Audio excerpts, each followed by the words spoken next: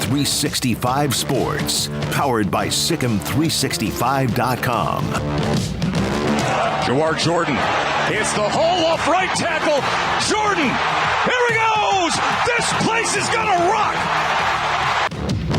365 Sports is presented by IdealMRI.com. High-quality MRIs for $497 or less. IdealMRI.com. Your health is important, so is your budget. Missouri still trying to get set from the end zone. Cook throws wide. It's intercepted! House call for Major Burns! And LSU is going to escape Columbia with a win. 365 Sports is also brought to you by Texas Farm Bureau Insurance, protecting Texans since 1952. Here's King from the pocket. Flush to his right with 6. 5. Going to loop it downfield. And ball is caught. Touchdown, Georgia Tech. With 1 second to go in the ball game, Christian Leary hauls it in. Have you subscribed to our YouTube channel? Search 365 Sports on YouTube. Brought to you by TFNB, your bank for life. They pitch it left. Williams goes down. And USC wins the game in triple overtime. 365 Sports is turbocharged by Unite Private Networks. Find out more at uniteprivatenetworks.com. Trey Benson off to the races. One guy to beat. High stepping. He got smoked for the Hokies. Touchdown. 85 yards. Now here's Paul Catalina. Alongside Jack McKenzie. It's another Friday. Sans the smokes. It's non-smoking today. That's why I guess what we can call it. And they're off doing high school football. They are in, where are they this week? They're in Bryan, Texas this week. Yeah. That's my ancestral manse. Jack, my father's family's from there. Spent a lot of time down in Bryan High School is where they're doing the game tonight. But lots to get to in college football. A really great schedule of games. And, of course, the big story continues to be the Michigan sign-stealing investigation. And today they suspended football staffer Connor Stalions, which, got to tell you, pretty bitchin' name. Honestly, yeah. I mean, can you imagine walking into a place and going, hey, Connor Stalions? Like it is very much a major market 6 and 10 o'clock newsman name. Yes, it's very accurate. Like very much like, agree. Yeah, Action News with Connor Stalions and Gale Justice, and then like you just roll into it. You might have oversold it with Gale Justice there, but oh, listen, and they've got a weather guy named Storms McGinty. Come on now. I mean, that's what Connor Stalions is. Now, right now, he's masquerading as a sign-stealing analyst. A sign-stealing analyst who he went to the Naval Academy. He was an ex-military guy that works on that. So whatever he's doing, but Connor Stalions. Like you're telling me if you're watching the 6 o'clock news in your town, and like the one dude is named like Carl Jones, and then you're going to watch Connor Stalions. That's who you're going to watch on your local news. But he's been suspended with pay from Michigan. He's a member of their recruiting department that specializes in analytics, and he is the central to the NCAA's investigation into the sign-stealing scandal. Say that 3 times fast. Sign-stealing scandal, sign-stealing scandal, sign-stealing scandal. Congratulations. Yes. He retired from the Marine Corps in 2022 and joined Michigan's football staff as an analyst. He has deactivated all of his social media, including his LinkedIn bio today, but that LinkedIn bio said his military background is useful in identifying the opponent's most likely course of action and most dangerous course of action and identifying exploiting critical vulnerabilities. I'm just imagining how giddy Harbaugh was in the interview to hire him. And then there's some contact, like he was at Michigan and then he went to like Navy, like he's been through. So sign stealing isn't illegal in college football, but off-campus, in-person scouting of future opponents is. Now, to go into some of the history for why it is, it's the same reason that there's no radios in the helmet, regardless of what they'll say about insurance and making sure they're concussion-proof and all, as they can be, because they are in the NFL. You just call them up. Is that the smaller schools with smaller budgets don't want to have them. But I would say that at the FBS level, everyone can afford it. Yeah, I think that's a good baseline. I think everyone can afford it. I think that is now with television deals and all that, like that, I don't know how much it costs, but I assume it costs, it's probably an add-on package with your coach's headsets. I mean, you've got all those, like, I think you can afford it. And look, if LSU is putting air conditioning in helmets at this point, I think that everyone in the FBS can probably get on our quarterback and our middle linebacker have a radio in their helmets that cuts off 15 seconds before the play. Yeah, absolutely. So, here's the deal. I've never even had a problem with if they could just yell at them the whole time. I think it probably benefits the player a little bit more because they can't, like, to me, that's more about not like the cheating aspect or like an advantage of just a coach being able to yell in his quarterback's headset, like, and that would annoy me. I mean, as long as you can keep them from cheating by having the coach like in the box calling down what's open to the quarterback during the play. Yeah, I know that's part of it too, but I do think that, like reason A is what you just said, hey, by the way, the safety just fell down, turn to your right and we're going to score a touchdown. Or like just him like cursing and yelling. What would the headset sound like in Zach Wilson's ears in a lot of those games he's played so far if they just left it on? I mean, just coaches up there flipping Nathaniel Hackett, like flipping out. Get rid of it. Get rid of it. Throw the damn ball, Zach. Yeah. So that's part of that's the lesser reason, but the one that I think people would be most relieved with if you were an actual quarterback or a linebacker. Just not having the guy being able to yell in your head the whole time. Quarterback goes from being like the coolest job to being one of the most annoying jobs on the football field, I feel like, at that point. Can I be a wide receiver or a tight end or something? You know what? I'm just going to eat a bunch of cheeseburgers. I'm going to be a guard. I ran a lot in college. Just put me a running back coach. Yeah, absolutely. So anyway, but they've suspended Connor Stallions during this investigation, and there are varying degrees of reports, and this has actually been kind of being looked into for a long time. There's a lot of Big Ten teams. Ohio State was aware of Connor Stallions last year. Ross Dellinger's done a lot of great reporting on this, as he does everything he reports on, in that there is, they're seeing if it's a combination of in-person scouting plus video and all these things that you're not supposed to be doing, but on-campus scouting was banned in 1994 as a cost-saving measure. In high school, they on-campus scout. And in the pros, they send scout. You can send scouts to games. Now, the Patriots have, if you'll remember, Jack, got in trouble a few years ago because the people they sent to, I think, scout the Bengals. I think it was the Bengals that they were scouting and doing some things that were not allowed. I remember because either the Bengals or somebody was playing the Cowboys that year, whoever it was, and there was like an increased protocol for the scouts after that happened because that team was coming up before they played the Patriots. So they'd gotten caught like a couple weeks before, and the Cowboys were kind of the team in the middle. I wish I could remember. I remember being in the press box and, it kind of being the scuttlebutt of like, oh, well, yeah, they had to do something different with the scouts and, all of this. So, there's that. I mean, so it is cost cutting. So it's not necessarily even a thing about stealing signs, and stealing signs happen. Brent Venables is apparently just like he's second nature to him, that he's able to pick these things up. He's really, really good at it. If you see it on tape that you're watching in your living room as you're prepping for the game, if you see it in person across the field, I feel like that's pretty fair game. And look, just like in baseball, stealing signs is commonplace.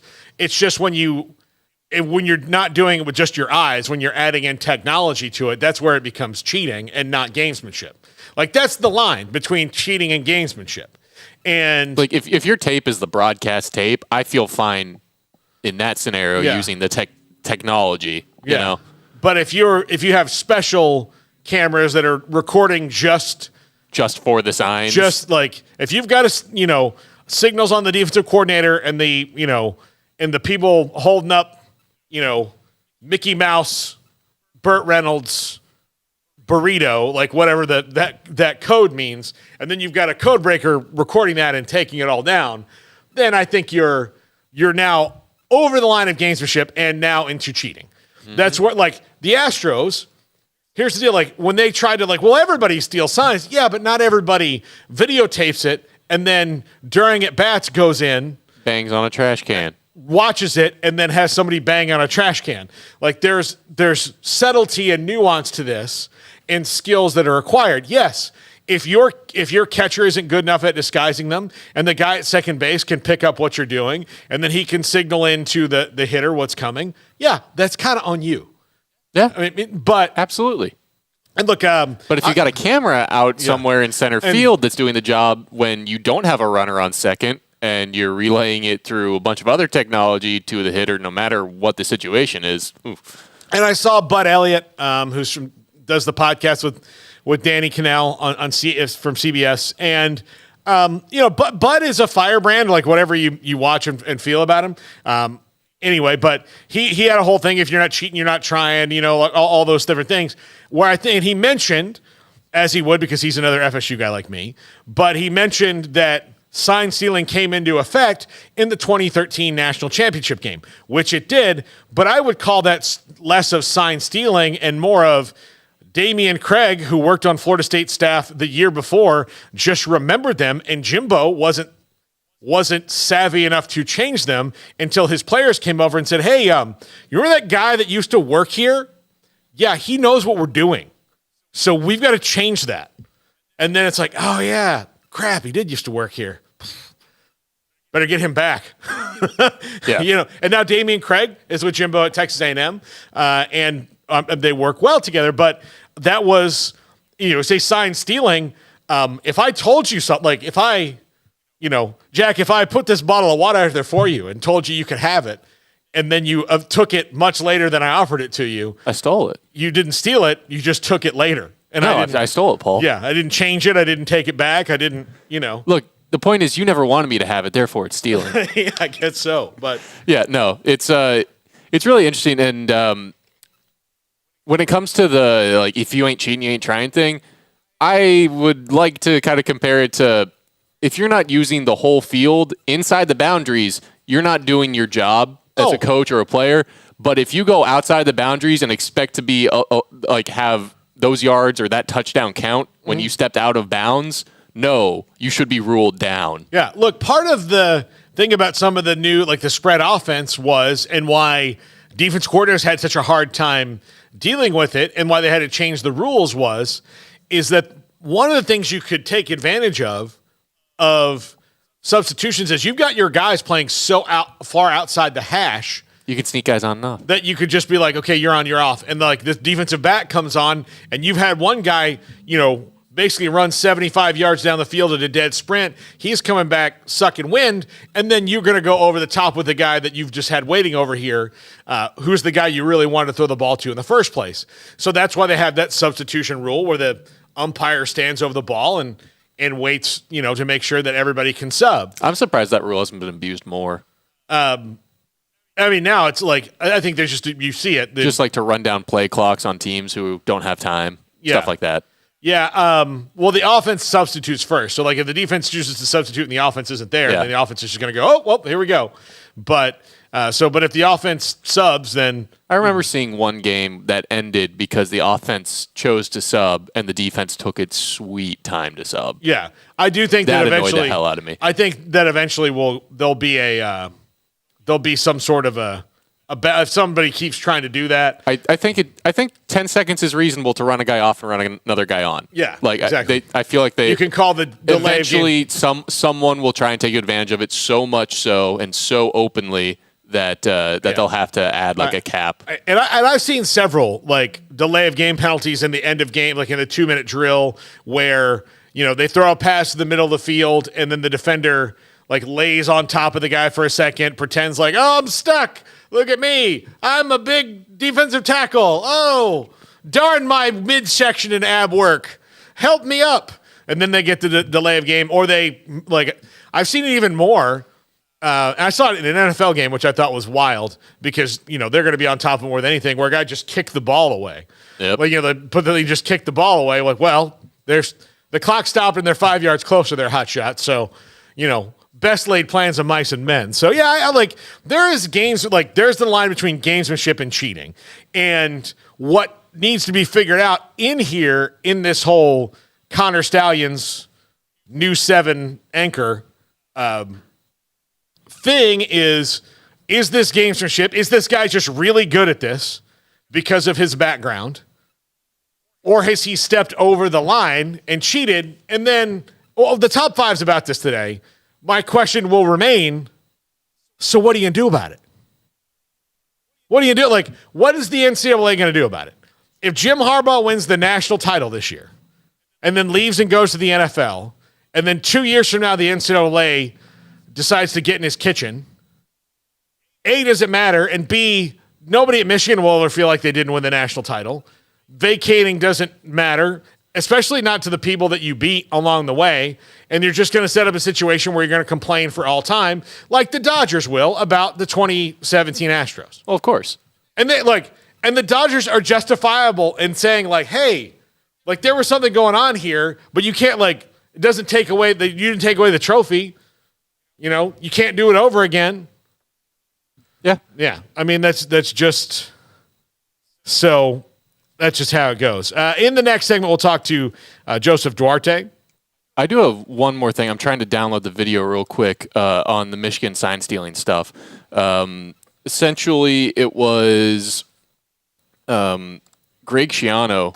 I'm not sure exactly which year. I think it was last year. It was last year. Or was it? You know the video I'm talking about? Yeah, I saw this video. It's either last year or this year. Do you mind if I play it? No. Go ahead. Okay, give me 1 sec. Yeah, so Greg Schiano.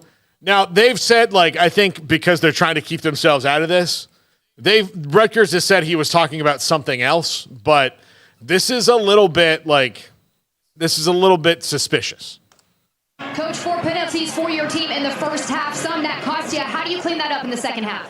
Well, there's some stuff going on out there, so we just got to slow it down a little bit. There's some things going on that aren't right as well, so we'll talk about how to handle it. This Michigan defense keeping Gavin Wimsatt in this passing game in check. How do you adjust? Well, just got to keep playing.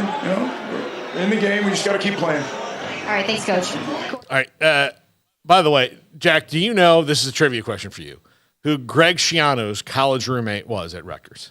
I feel like I've heard this, but I don't remember it. Tony Soprano, James Gandolfini. Oh, James Gandolfini was his college roommate. They were quite good friends. I remember when Schiano was in his first run at Rutgers before he came back, that James Gandolfini was like on the sideline, and the way that he said that, like, some stuff going on. We'll talk about it. We'll figure, like, that was so New Jersey Italian. Like, yeah, something's right. We'll talk about it. We'll figure out how to deal with it. You know the guy. Did you see the guy about the thing? You know the guy? Yeah. Yeah, I know the guy. Yeah. Jack, we ironed out the details. We got to take care of it. Have you seen Goodfellas? No. Okay, there's a scene in Goodfellas.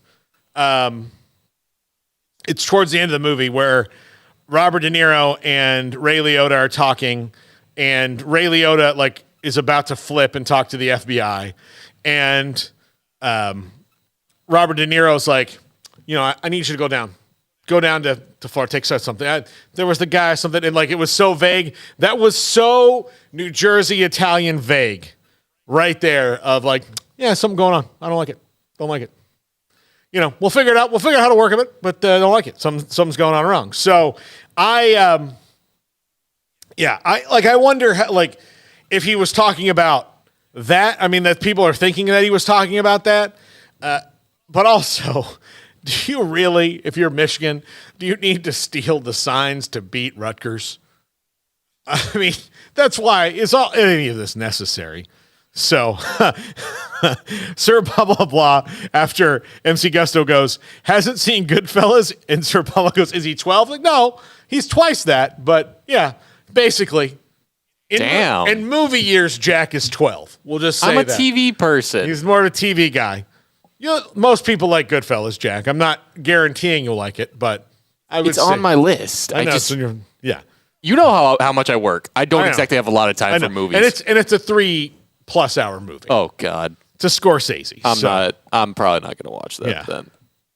I can't remember the last time I watched a 3-hour movie. Yeah. St. Dominic's Rosary, this whole sign stealing thing is much ado about nothing. To quote Mike Tyson, everyone has a plan until they get punched in the mouth. Michigan is punching teams in the mouth, stealing signs, ha, ha, ha. But yeah, like, that's like part of that statement is true. But like for all intents and purposes, like the Astros could have been absolutely the best team that year and could have won without it. But we will not know if they keep doing it. Mm-hmm. And so it makes complete sense why there would be consternation or people calling for there to be an asterisk next to every win. Because you have a plan until you get punched in the. What if the punch is the cheating? Yeah. What if the punch is the cheating?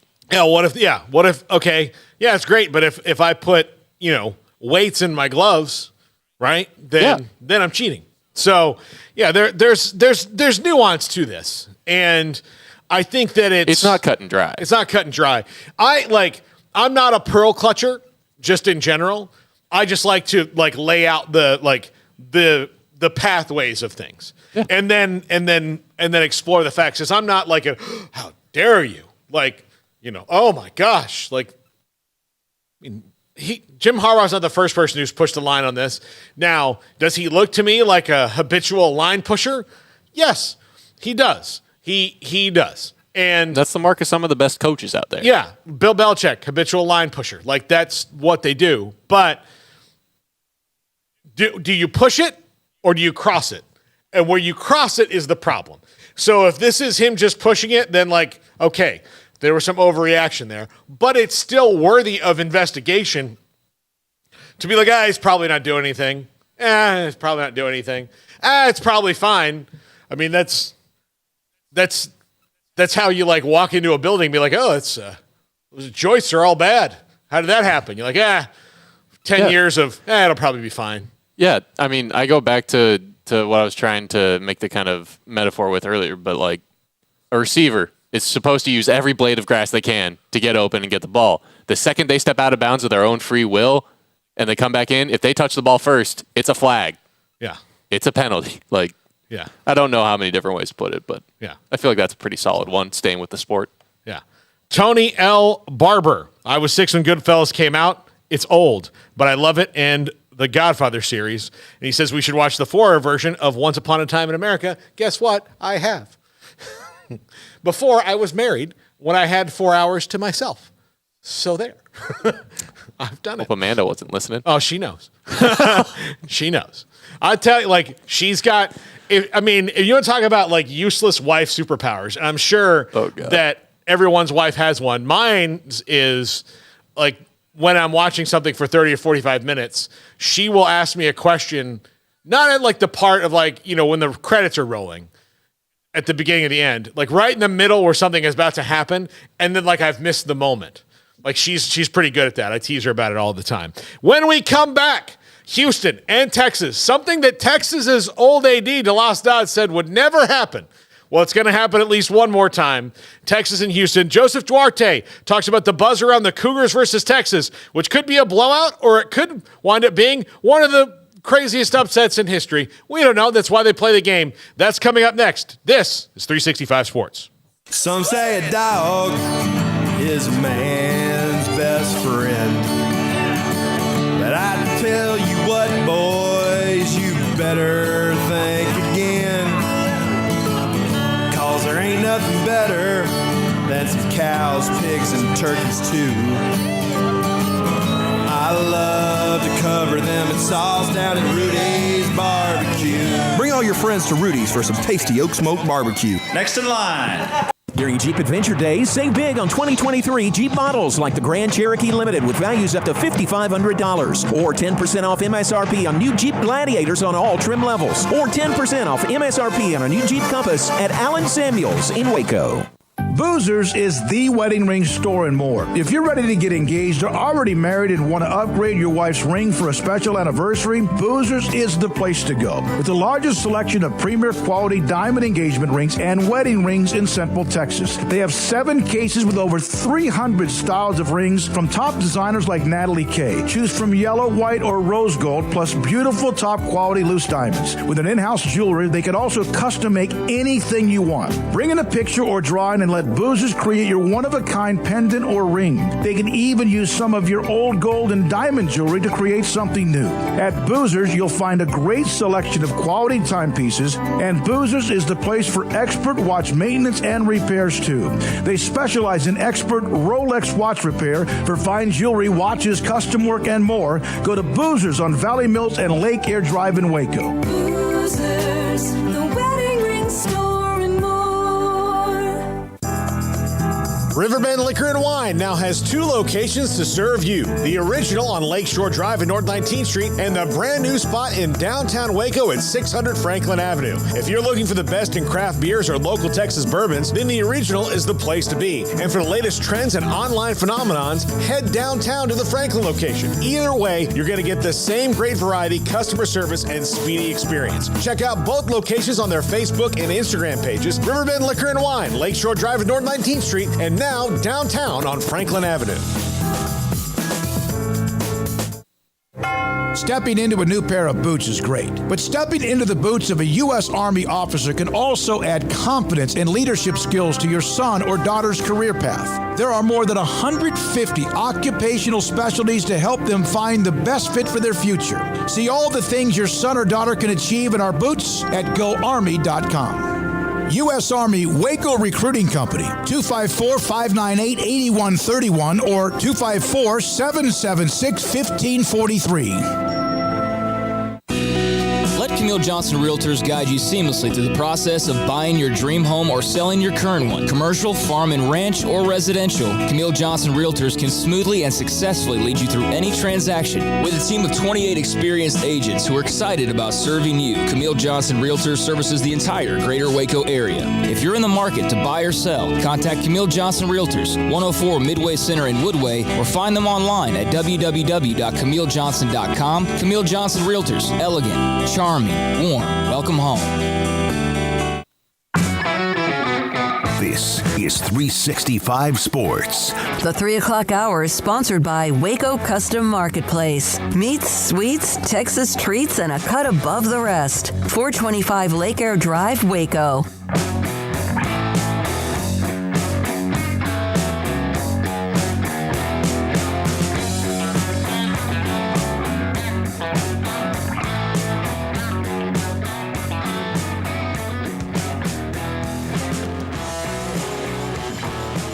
Things are different when you do the show solo. I'll just say that. So if you notice that return took about 30 seconds longer. I forgot to warn him. That's on me. Yeah. But there's just 2 of us in the room today. So bare bones. But Joseph Duarte joins us now, covers the Houston Cougars. And Joseph, this is, look, I in no way should anyone be picking this upset regularly or all that, but there is a lot of emotion going into this game, particularly from Houston fans, because a long time ago, DeLoss Dodd said they'd never set foot in Houston in the stadium again. And now, at least one more time in the history of the world, this is going to happen. And I know there's going to be a lot of Longhorn fans there, but is the Cougar faithful's dander up this week for this one in particular? Well, this is a Super Bowl. I mean, this was the one on the schedule that they looked at, that they hoped that they would get, because, there's never no guarantees. You knew that you would have Texas for 1 year. Would you have to go to Austin? I got the feeling that the Big 12 was going to send Oklahoma and Texas to as many places as they could, and Houston seemed like the natural spot to host this game. But yes, the fan base has been pumped for this one. Dana Holgerson said this week, look, The message has been just beat Texas. You can go 1-11, but just make sure that one win is against Texas. Now, I don't really believe that he can go 1-11. But overall, it just shows the magnitude of what this game means to people. The fact that it's been 21 years since they played. You had Andre Ware and Vince Young get together this week here in town to kind of pump up the game. So there's a lot of interest, a lot of excitement, and you're right, sellout crowd, probably going to be 60-40 Texas if I had to guess, but nonetheless, it's going to be a great atmosphere. Just for historical purposes, for that fan base, when Texas went to the Big 12, when all the stuff was said that was said, how much did that sting? It did. And, I think Houston fans and really a lot of fan bases typically want to blame Texas for everything. It doesn't matter. It rains tomorrow. Blame Texas. You ran out of hot dogs at the thing. Blame Texas. And that's just the way things are. But in terms of what the last 30 years for Texas, the politics involved and them not getting into the Big 12 when it was originally formed, there was a lot of resentment from Houston fans over that, whether it was A&M, Texas, Baylor, TCU, a combination of all of them. And then you look at what's happened since the 2016 flirtation, where Texas actually came out and publicly supported Houston's bid then. So that was sort of, maybe the things were turning then, but still no one got in. And then finally, Texas gets in. But, this runs really deep. Back in the 70s when Houston first joined the Southwest Conference, they won, I believe, 3 of the first 4 years of that they were in the Southwest Conference Championship. So Houston had a lot of success. They beat Texas handily during the run-and-shoot era of the late 80s. I think it was 3 out of 4 in Andre Ware's years. And then you look at the Bleacher Gate. That's the most recent, and that's sort of where the Lost Dodgers comments came in. Back in 2001, they meeting at Robertson Stadium. U of H put up some temporary bleachers that were eventually deemed unsafe, and they had to send a lot of Texas fans next door to Hopkins Pavilion to watch the game on a TV screen. So there's a lot of bad blood between the schools, and if you're going to play one time, Houston fans, they're going to get their money's worth out of this one. Yeah, absolutely. How much do you think last week buoys their spirits? Not only winning in a Hail Mary fashion, which that momentum and that excitement is great, but the way particularly Donovan Smith played in the second half of that game. It really boosted it because this was a program that desperately needed a win. I saw the TV pan to Dana after West Virginia went up, and you could just see the look of, they let another one slip away, which has been common in the closing seconds. And then for them to win it the way that they did, a huge momentum boost. And for Donovan Smith, he completed his last 16 passes in that game. He's completing 83% in the last 3 games, 9 touchdowns, no picks. It's been a different Donovan Smith. And when he's on like that, this offense has shown the ability to put up points. 41 against West Virginia, 28 against Texas Tech, and that was basically in one half. And then what they did against Sam Houston. So there's a blueprint, and Donovan Smith knows how to beat Texas. He did it last year. That could be an interesting storyline in this game, and him playing well recent and having that experience of beating the Longhorns last year. Joseph, how big was that win for Dana Holgerson's future last week? It was big because I think another loss in that situation, and it really amps up the calls for Houston to make a change and make it more of a sooner rather than later change. But the fact that they win that one, I think the hot seat meter is still really warm, but it gives him an opportunity to see where they can take this, because if you're 2-4 going into Texas versus what they are now 3-3, that's a big difference. And you think about that Rice game. They could be 4-2 right now and just need 2 out of the last 6 to get to bowl. If he gets to a bowl, I see him coming back. That's a tough challenge right now because the next 2 weeks against Texas and Kansas State are going to be tough.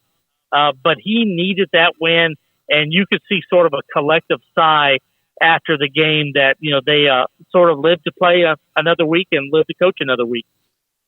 So My assessment, you talked to him a lot more than we do, but we've had Chris Pesman on the show, is his feeling, about Dana Holgerson, especially because they kind of knew what their roster situation it kind of was going to be going into the year. They got a little bit raided by the portal. It's going to be their first year, that wanted to see how far they had to go before they, kind of make long-term decisions. Is half of a season enough to know where they really are, or is it, if they kind of keep winning and losing, is that okay for right now? I think it's okay, and I think they go the full season. If they were to make a change and they were sort of pushed against a wall that they had to make a change, it would probably be a coordinator, for instance, and maybe that gives Dana the ability to get another year, because you're right, the expectations. The AD came out and said 6-6 bowl game, be competitive. Those were sort of the year one expectations in the Big 12. And, Dana has, they've had 2 years to sort of get this roster to where they thought, and it's going to take more than 2 years. And they've shown that there's clearly a body type and talent level that you have to get to when you play in the Big 12 moving up from the American. So I think if they continue and they have the win one here, lose one here, at this point you're running into the 5. You have about a month left in the season. You don't make a move until the end, and maybe that's when you reevaluate things. I would imagine worst case scenario that they make change. They make a wholesale change across the board. Best case, maybe there's some moves on the coaching staff, and they give Dana one more year. Yeah, the recruiting for them in particular, and this is no knock on Cincinnati, which is in a nice recruiting hotbed. Arizona State's coming in, nice recruiting hotbed. Mm-hmm. Orlando. But if you had told a coach, you can get 3 cities to recruit in, almost all of them would pick Houston. You can't go anywhere else. You get 3 cities. Almost all of them would pick Houston as one of them. So I would think it would bear out to see how you can do over a little bit more time, just even keeping your local talent there. Oh, yeah. And if you just keep a few of them, think about the talent that comes through. There's plenty for every mouth to feed, among schools, because, this is such a recruiting hotbed. And to Dana's credit, if you look at the class that he got last year, that includes Jonah Wilson, he's the 4-star receiver. Mikhail Harrison-Pilot, he was a 4-star receiver. Jacoby Banks, he was another one. Parker Jenkins. So, they had some really good fits for this team. And the 2 receivers haven't had to play this year because they're a lot deeper at receiver than what they thought they were going to be. So, his last recruiting class, I guess for 23, was filled with some really nice pieces. And I think it gives them the opportunity. They've been off to a little bit of a slow start this year. Last check, I believe they were maybe at 8 or so recruits for 24. And now with the rule change and how many guys you bring in, Dana's made it a point to say that a lot of what they're going to do is probably going to include the portal. They're going to have pick their spots with high school recruits, but they, when you need to turn things around and you need to fill some holes fast, the portal's the way to go. So I think you're right. If you give them that another year to see what you can do from a recruiting standpoint, especially in Houston, you can make a difference and you can change your roster pretty fast. Now, I know that Dana Holgerson isn't a free and easy type guy, just in general. But if he's ever had a game where, he can play free and easy, they can coach free and easy. And there's not expectations on Houston to win this game. And Texas now, because they want to get back in the Big 12 title game, they just took the loss to Oklahoma. They're at could be the only time this year where they're at an emotionally vulnerable point. So is there a bit of, just play it free and easy, damn the torpedoes, let's go? There should be. That's sort of the, he was like, this week, we got nothing to lose. And that's probably the best approach to take. Put all the pressure on Texas. Texas doesn't want to be the team to come in to lose to a 500 Houston. They don't want to see everything just blow up in their face, their chance at the playoff, all that stuff. And like you said, if you're Houston, you upset Texas, and Dana's for sure coming back It's the one game. That's that game. Like you said, free and easy. Send your guys out there, play loose, and I think that's what you'll see because you don't. You're not. It's not a pressure-packed situation. There's not. Nobody expects Houston to win this game. I think I saw where it was 7% chance or less to win this game, according to most of the analytics. So what do you have to lose? So I think that's the best approach, and you just see how it plays out. I remember in 2016, third-ranked Louisville came to Houston. Now, Houston had a pretty decent, win before at the beginning of the year to Oklahoma. Their defense was pretty good, but really everybody thought Lamar Jackson was going to come in and they were going to put up another 40, 50 points like they had everyone else that season. And Houston gets a bunch of turnovers. They're up 30. They sack them 11 times, and it's a huge upset. Could that happen? Probably not, but that was a game that nobody thought Houston would be competitive in, and they ended up winning. So stranger things have happened, and that's why every Saturday is pretty fun to watch. They need to show that game on a loop like they do Rudy at the Notre Dame bookstore. Like just over and over and over again. Exactly. Yeah, or any wins. Andre Ware's 3 wins over Texas. Like throw those on everywhere they step. Just little moments, so they're just in their subconscious. Joseph, thanks for. That's what people don't realize. Yeah. With this is more for the older generation that remembers the rivalry and the Southwest Cup. This means a lot to those. If you ask a college freshman or sophomore right now, they have no idea about even Vince Young. And we're talking that's just 18 years ago. None of these people were born for the most part, but it's still a rivalry game. And they don't play very often. So if you're Houston, if this is the last chance you're going to get, go out there and win. Otherwise, you're going to need Kelvin Sampson to win a couple in basketball season. Yeah, absolutely. Joseph, thanks so much for joining us. Always appreciate the time when we get it. Enjoy the game this week. Thanks a lot. Thanks, right. Paul. There you go. Joseph Duarte, Houston Chronicle. Love talking to him. He's when – there are the best beat writers at covering certain things, and he's the best on Houston. He could be the best on anything he does, but he's just the best on Houston. Love having Joseph on. When we come back, Grayson Grundhafer, SicEm365.com. We'll talk how does Baylor attack Cincinnati this week. This is 365 Sports. The right call can make all the difference on and off the field. I'm Mark Stewart with Bird Colgan Ford. When it's time for a new car, truck, or SUV, Bird Colgan Ford is the right call. Come check out our award-winning lineup of best-selling models in their class, like the Mustang, Explorer, Expedition, F-150, and Super Duty. Make the right call for your next vehicle at Bird Colgan Ford. Bird Colgan Ford proudly supports Baylor Athletics. Sic 'em Bears. At Ideal MRI, we feel blessed to be part of the Waco community. We're a small family business here in Central Texas. At times like this, the cost of healthcare has never been more important. And unfortunately, significant illnesses and injuries still occur. And that's why Ideal MRI is open and here to serve you through this difficult time. So if you need an MRI, ask your doctor about Ideal MRI. You can schedule online in minutes at idealmri.com or call 833-IDEAL-MRI.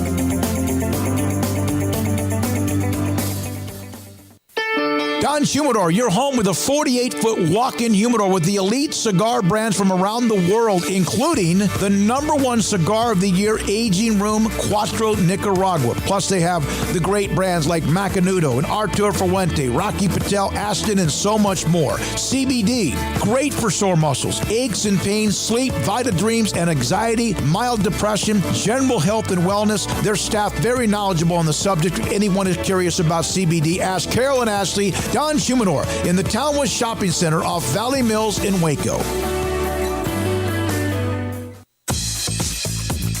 Baylor Scott & White Southwest Sports Medicine and Orthopedics, the team physicians for Baylor Athletics, diagnosing and treating all sports-related injuries, including concussions. These specialists also provide orthopedic services for athletes and non-athletes alike, whether it's knee or shoulder pain, a wrist injury, orthopedic spine care, and even an arthritis and total joint clinic. Trust the doctors Baylor Athletics trust. Baylor Scott & White Southwest Sports Medicine and Orthopedics wants to get you back in the game.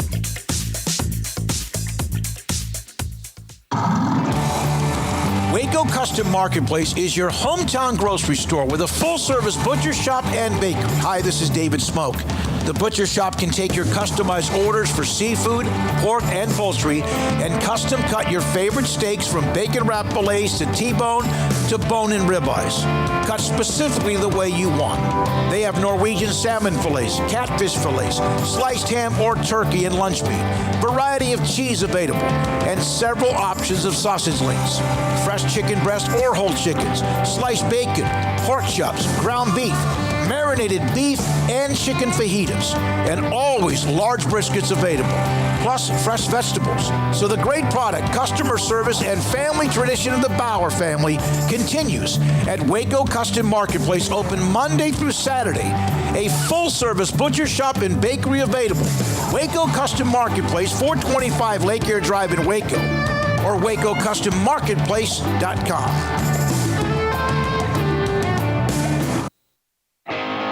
The 365 Sports Friday Show is presented by Bird Culchin Ford and the U.S. Army Waco Recruiting Company.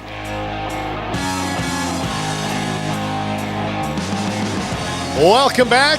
SicEm365.com's Grayson Grunhafer joins us now. Grayson, the bye week has now come and gone. The Bears are on their way to Cincinnati to take on the Bearcats. And neither of these teams, have been waking up in the morning feeling good about where they are. So this is kind of an interesting game where one team can come out feeling a little better about themselves, but and the other one is in a deeper hole. It is very strange to me also that each thing that the other one does well, the other one has trouble stopping. So this game could get very bizarre. And I really had a hard time picking what I thought was going to happen. And maybe it's just going to be who has the better emotional momentum tomorrow. Yeah, it really is an interesting situation for sure. And I think the things that you're going to probably learn from this game, I think based on the season that we've seen so far and based on who these teams have played, I think it's pretty obvious that Cincinnati is a pretty mediocre team, probably not a bowl team as far as, when you watch them play, the losses that they have this year against the schedule that they faced so far. And then you look at Baylor and you kind of see a team that, lost to a really good Texas team, lost to a really good Utah team. And I mean, they lost to Texas State, who actually has ended up being clearly a bowl team. That might be a 8 or 9 win team, maybe even 10 wins by the end of the year. And then obviously the terrible performance against Texas Tech. But I truly think that this game is where we're going to learn a whole lot more about Baylor than we do about Cincinnati. And I think that's the fascinating thing about it, because if Baylor goes in there and just gets destroyed or plays a really bad game and Cincinnati kind of blows them out or wins by, multiple scores or even beats Baylor, to be honest, then I think we pretty much know that Baylor is probably the worst team in the Big 12, or at least, right in that discussion. I do think if Baylor wins, though, on the road against Cincinnati, it does bring up a fascinating conversation about, expectations for the rest of the season. Because you see the rest of their schedule, and there's a few matchups that look pretty good on paper, and then a few matchups that you're probably a little bit more nervous about. But in general, no one on this schedule is a, top 15 team, really. I mean, maybe Kansas State gets there, but it's just very fascinating. And in my eyes, I just think we're going to learn a whole lot more about Baylor than we do about Cincinnati. Yeah, and just looking at the rest of the schedule, Grayson, you bring up a good point. Look, this week is Cincinnati, who's in the exact same boat that Baylor is right now. They are if you're putting them in categories, like Baylor and Cincinnati are in the same category right now. Then you've got Iowa State, who is playing really well, and they're a very physical team, and that would seem to be something that would make me nervous, even at home for Baylor on homecoming, which is going to be, the most people they probably have in the stands for the rest of the, for the other home games. But then Houston, who is Houston? Are they the team that just won a Hail Mary against West Virginia, or are they the team that has played so poorly in second halves that teams have had to stop trying, right? Kansas State and TCU, not great matchups, but West Virginia, who are they? They're better than everybody thought they would be, but nobody in that series between Baylor and West Virginia has ever won on the road. So There are some things to look forward to. I guess the key would be seeing some forward momentum out of Baylor, which we have not seen yet. Yeah, and I'm with you. I mean, just like you look at that schedule and you go, okay, if Baylor can beat Cincinnati on the road, then I think that they should be able to beat.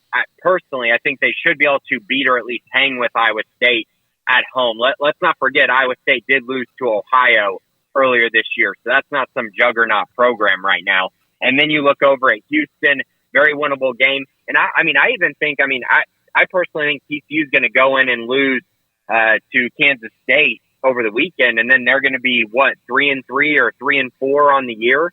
So that's not a great team either, and it's a rivalry game, a game that's going to mean a lot to Baylor. So, a lot to look forward to for sure. But again, this is the kind of game right here that I think will speak volumes about the rest of the season for Baylor, because if you can't beat Cincinnati, then I put this in the article.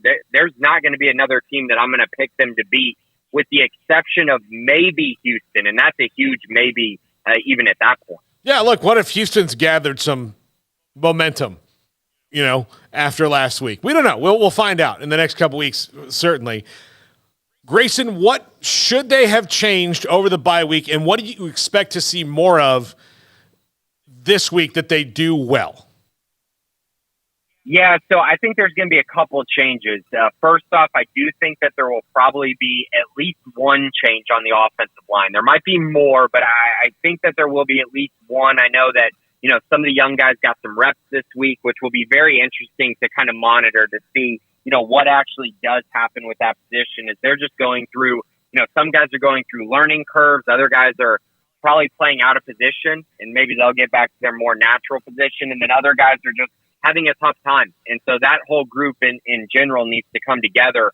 I do think that over the bye week, you're also going to see Baylor put a bigger emphasis on the passing game, especially the short passing game on early downs. They really got to find a way to make third down be more like 3rd and 4 or 3rd and 3, as opposed to, recently against Texas Tech, you would see them in 3rd and 8, 3rd and 11, and then you're just seeing Blake Shapen take these hits that frankly are not sustainable. Like that guy cannot take the hits that he took in that Texas State or that Texas Tech game or the Texas State game and feel good about, his outcome the rest of the year. So they're definitely going to be fixing that, trying to put a more bigger emphasis on that passing game. And it couldn't come at a better time, because Cincinnati in the secondary has some real holes and real weaknesses that I do think Baylor should be able to exploit, as long as they get just enough, just like the bare minimum amount of protection, and also their receivers just have to step up and make some plays. So that's kind of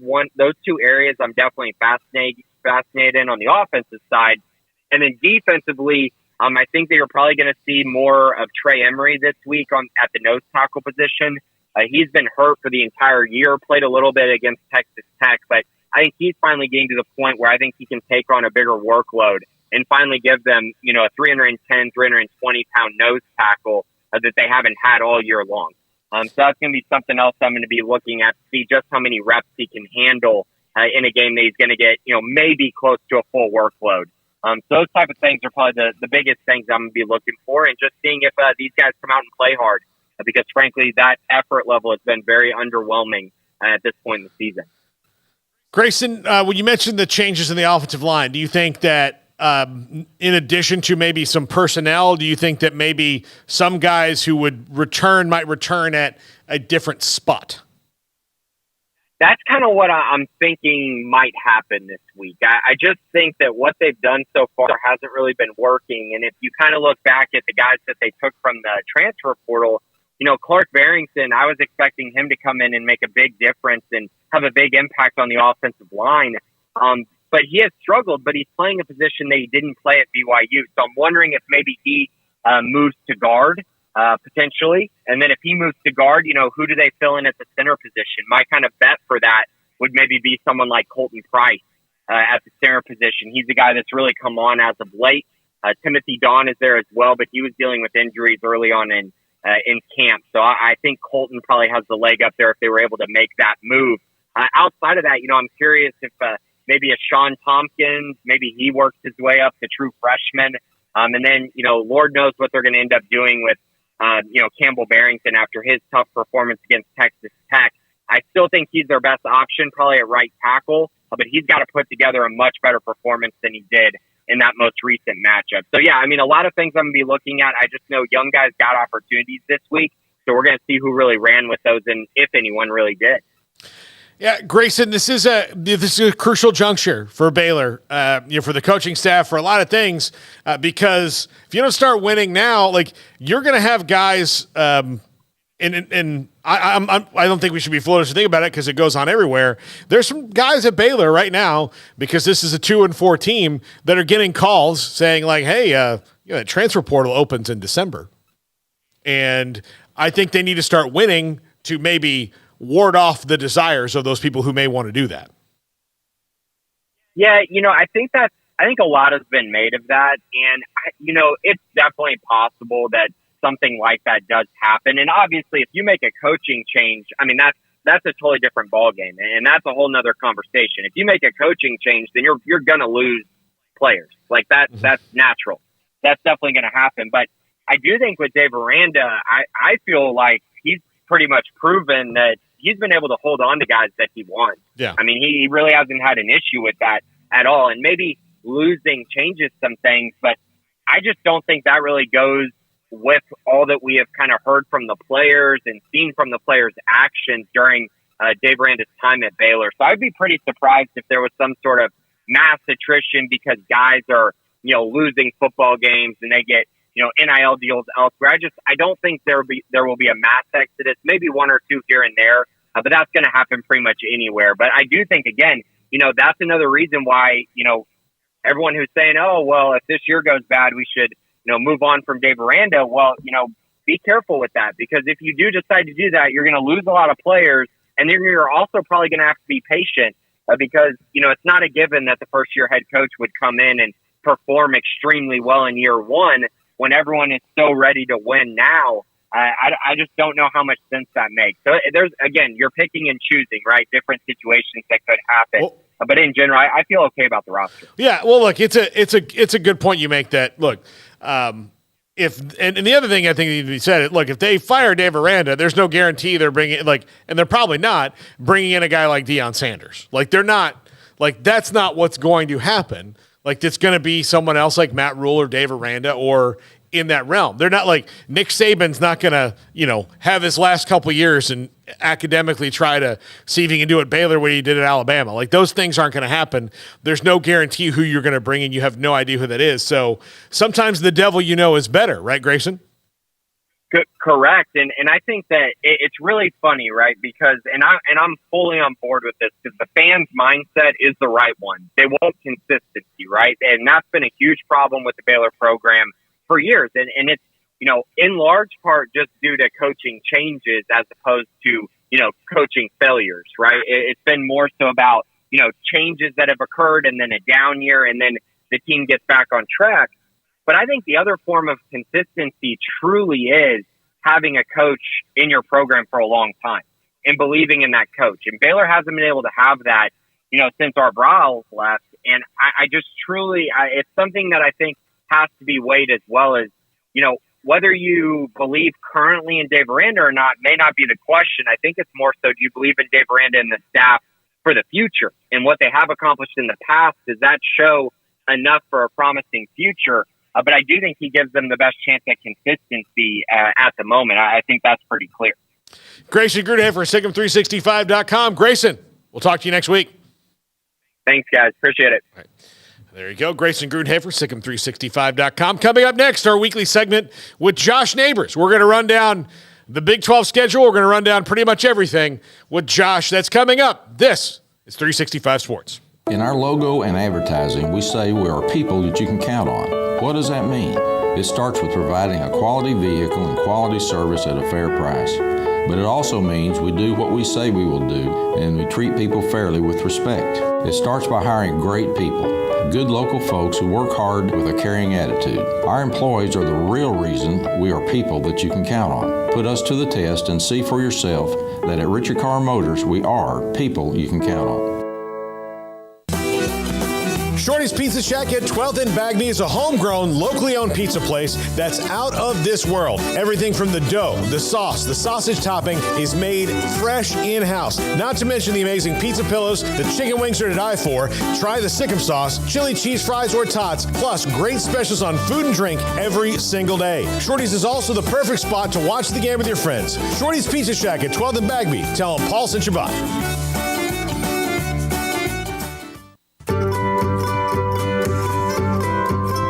You want to know why Stonewood Dental is so successful? Listen to what happy customers have to say.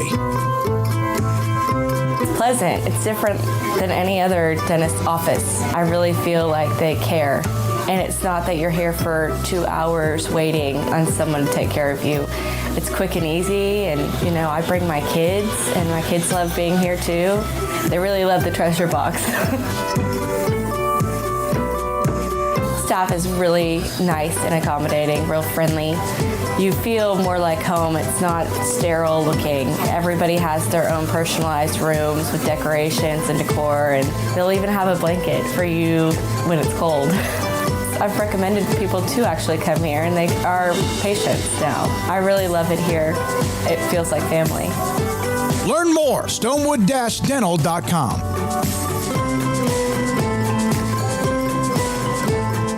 TFNB Your Bank for Life is the official local bank of Baylor Athletics. Find out why more Central Texas are making TFNB their bank for life. Sign up for our Edge checking and savings accounts to earn interest or cash back. With 5 convenient locations and an award-winning mobile app, banking has never been easier. TFNB, your bank for life. Member FDIC. Three Nations Brewing Company has 16 different beers on draft with a new beer every Friday. It also offers 2 air-conditioned tap rooms, a large indoor beer hall, a second-floor mezzanine offering a great overview of the brewing company and equipment and patio where you can relax under the shade. Plus, you can now experience the new Three Nations Beer Garden Grill on our shaded patio. Grab a cold beer and enjoy a bite from our freshly prepared and delicious menu. Street tacos, quesadillas, freshly cooked burgers and dogs, and veggie burgers too. Nachos and so much more, all prepared and cooked on site. So come visit the award-winning Three Nations Brewing Company on East Vandergrift off I-35 in Carrollton.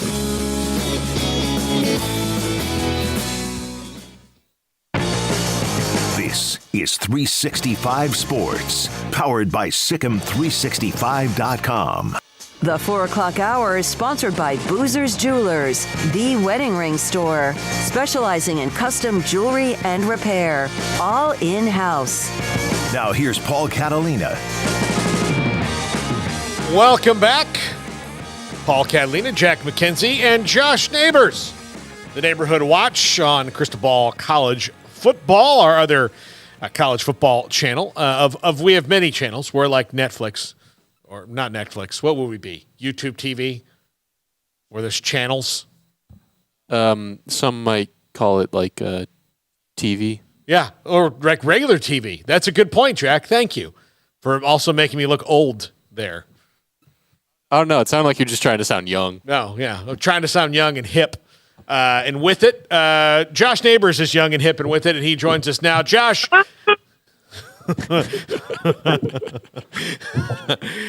or maybe he wants to leave because now he's like, this guy's a dork. I don't want my name sullied. I mean, Josh was the one who was wearing like a full dad get up to Big 12 Media Days. Oh, well, so wait, what? Hold on, what? Yeah, let's go into this, Jack. Polo, khaki cargo shorts. Hold on. Was this a conversation in the 365 offices once I left? Not until now, apparently. This was just a conversation you and I had there at Big 12 Media Days, Josh. This was? Yeah. Well, Jack, it just shows you how much I treasure every conversation with you. Wow. Look, I'm not a dad, and I pretty much, I got some like sneakers for Christmas last year, and there were New Balance, and that's just where I am in my life. I'm pretty sure he had the New Balances with I'm rocking them right crew now. Socks, the higher up crew socks. I'm rocking them right now. Look, when Josh, I don't know how old you are. I'm 43. Like, you just have to accept some things as they come to you later in life. I'm 26, but I'll tell you what, I have this one pair of black Adidas golf pants, and I'm actually wearing them right now. But, like, it is my multi-purpose pair of pants. I mean, if I'm on camera, I can wear it. when I go to do sidelines, which I'm going to do right now, I wear them. So they're functional. They're not too dad. Like, black is a good color, I think, just because it's not like too dad, and I'm wearing a red polo with it too. So I kind of look like half Clifford the Big Red Dog, half, Live Golf Tour golfer. I guess it's full weather. So it's a good look for me. It works. There we go. All right, Josh, this week in the Big 12, I know that, like, this isn't the, sexy week to end all sexy weeks, but there's some interesting stuff going on. We just had Joseph Duarte from the Houston Chronicle in Houston and Texas. And, there's some for the old guard Houston fans. There's some real bad blood here, and they were really chomping at the bit for this game. Now, I would not want to be the team that plays Texas after that particular loss that they had a couple weeks ago, but Houston has no expectations in this game. They can play free and breezy. While I totally expect Texas to win, I kind of do expect to see Houston maybe put an early scare into them where Texas has to go, we've got to take these guys seriously. Yeah, so it's interesting. It's really weird. This is like one of those, yes, Oklahoma probably got Texas a little bit steamed, but also at the same time, too, like they've had a week to digest. So it's not completely like, we're going to bring, hell with us and here. And also, Houston wins against West Virginia, but they've had a little bit of time since then too. It was a Thursday night game. So you're kind of wondering, where is the balance of momentum? Where is each team at? I think that's fascinating. I saw the line. 23.5 is a lot to me. This could easily be a 3-score win in the end, but I think Houston's going to do everything in their power to make this thing as uncomfortable as possible. I just don't know ultimately what that looks like. I think there's some serious questions about like what that ends up looking like. And I think Houston, look, all the new teams had their problems. I think Houston has a chance maybe to look like the best new team this year at times. But, they've lost focus a lot this year at times, too. They lost focus definitely in that West Virginia game. They lost focus in the second half against Texas Tech. They lost focus against Rice for a majority of that game as well. So it's just a matter of how dialed in, how focused are we going to get 60 minutes of quality Dana Holgorsen football. Yeah, that's been a thing. Look, even in the wins, they haven't done 60 minutes of that. They've had their moments where, like, again, looking at West Virginia last week, without a couple of really bizarre things happening, they're kicking themselves about that too. So, yeah, I agree with you. All right, Tech and BYU. Tech, Baron Morton banged up, but looks like he's going to go. BYU got a little bit exposed against TCU last week. This is, again, for BYU, just, maybe stack some more wins, get yourself to a bowl game, have a nice first year in the Big 12. But for Tech, they've got to start winning games again, or they've got to really look at what they're doing in year two. Yeah, so this game is kind of a crossroads game. Not for for BYU, it's not really a crossroads of like, what are you doing, just because it's their first year in the league. But talk about their season. I mean, they have been outplayed against basically every team they have played. Like, Arkansas outplayed them. Last week they were viciously outplayed, I think is a good way to put it. Cincinnati maybe even outplayed them, at least for large swaths of the game. So BYU is opportunistic. The good news for them is Texas Tech might give you the ball.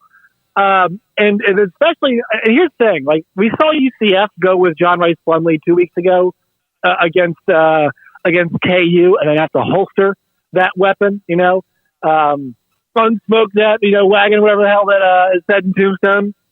So is that going to have to happen with Tech? Because every single time they have a banged up quarterback, that guy usually doesn't make it through the game. And this has been a problem. Like, Tech, I think the one thing I'm starting to really think about for them, especially under Zach Kitley, is they have to evaluate what they're doing with their quarterbacks, because their quarterbacks aren't making it through the game. Last year, they played 3 quarterbacks, and all 3 guys, Morton, Smith, and Shuck, were injured at certain points. They have now played 3 this year, and Shuck and Morton have both been injured at certain points, and to the point where they couldn't even, both those guys, Shuck's done, and Morton, injury prone, they need to protect him a little bit. They have to reconsider what they are doing. Now, is that something you can do in the middle of the season to great success? I don't know, but I still think Zach Kitley's a good coordinator and he's young. but he's an air raid guy. And, like, you kind of have to dial back from the air raid principles, right? I think Kendall Briles is somebody who really understands how to use the running game in an air raid offense. He also forgets he has running backs at times, which really gets confusing. But, like, he almost needs a little bit more Kendall Briles in him, I think, to some extent. If that makes sense, guys. Yeah. And I'm not thinking about it's perfect. No, I mean, look, it's not. I mean, like, I think that, you know, and look, as someone who is probably an amateur expert on the Briles offense, having seen it here in action. Seen it a few times, Paul? I've seen it a few times. There is that, like, they're either like super into the running backs or it kind of forget it for a minute.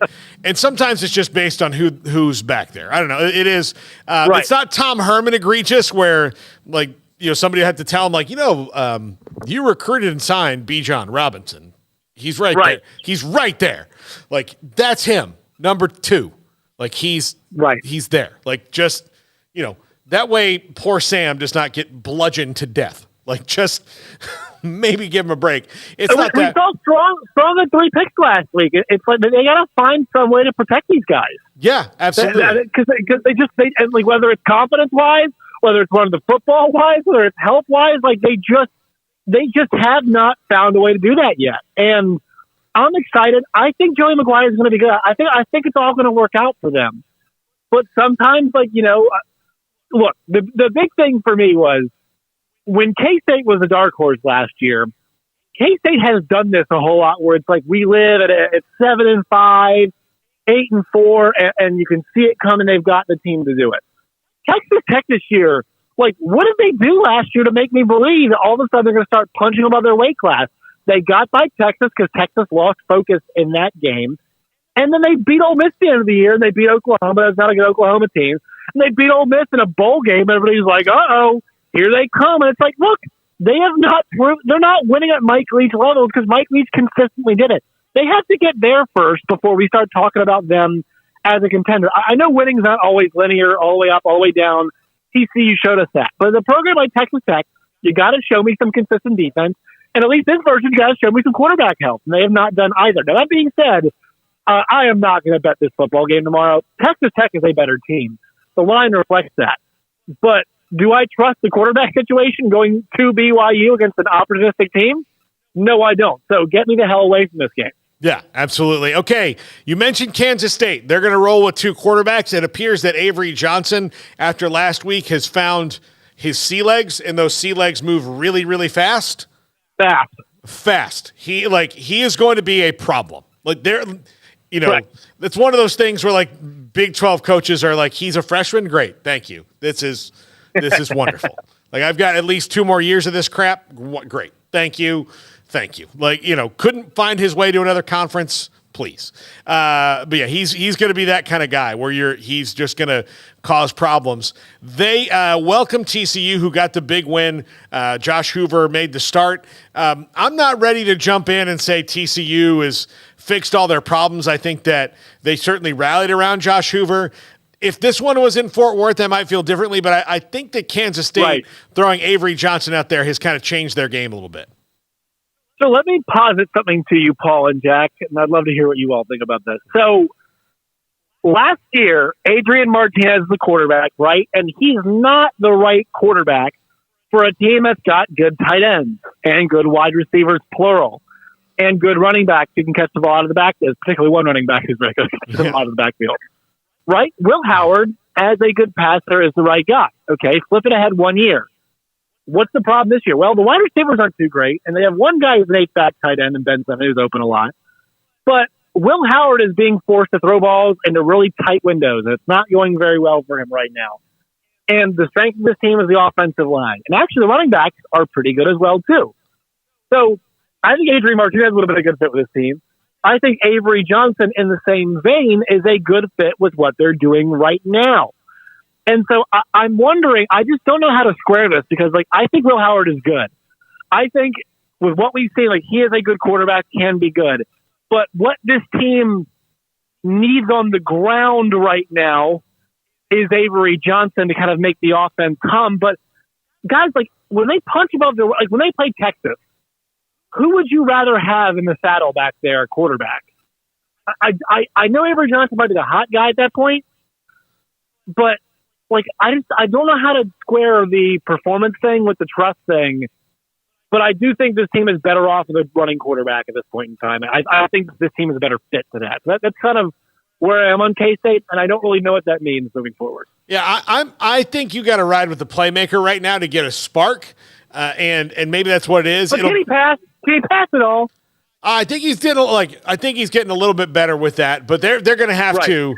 Their passing offense is going to get pretty narrow, I would think, because it's going to be focused on running the ball, and then their defense has to play, which we know how their defense can play with Chris Kleiman. Jack, what do you think? Yeah, if they lean into the RPOs, make the reads as simple as possible, and help out those simple passing concepts by running the heck out of the quarterback run game and an option run game, then I think they can get it done. I think their ceiling is lower than I thought it was heading into the year, definitely. But I do think. Yeah, and you mentioned the wide receivers that Cade Warner. It was a huge loss for them. Like he was, and Malik Knowles. Yeah, and Malik Knowles. Like both guys, not like again. Like you're not. They're not Justin Jefferson, right? They're not Jamar Chase. But for that offense, Cade Warner and Malik Knowles were perfect.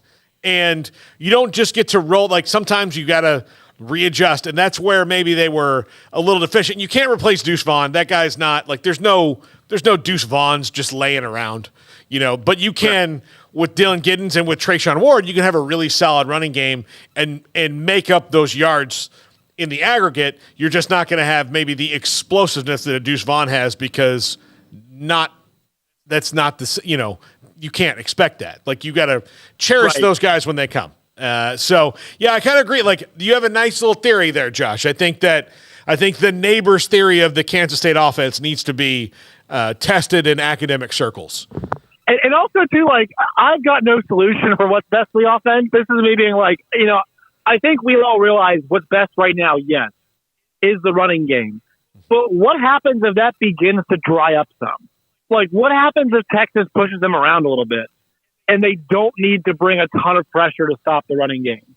Well, right? They don't have to dedicate a lot of the resources on defense. Like, what if the guys up front can help get the job done and things go out? Can you just go back to Will Howard all of a sudden? Or are you kind of, what does that dynamic look like if things start going sideways? TCU's got good personnel, but they have not been executing at a high level on defense this year. So I'm curious to see what that looks like this week. Yeah. All right, Baylor and Cincinnati, the all... Do we have to? Yes, we do. Have to? Hey, if I have to, you have to. Okay, fine.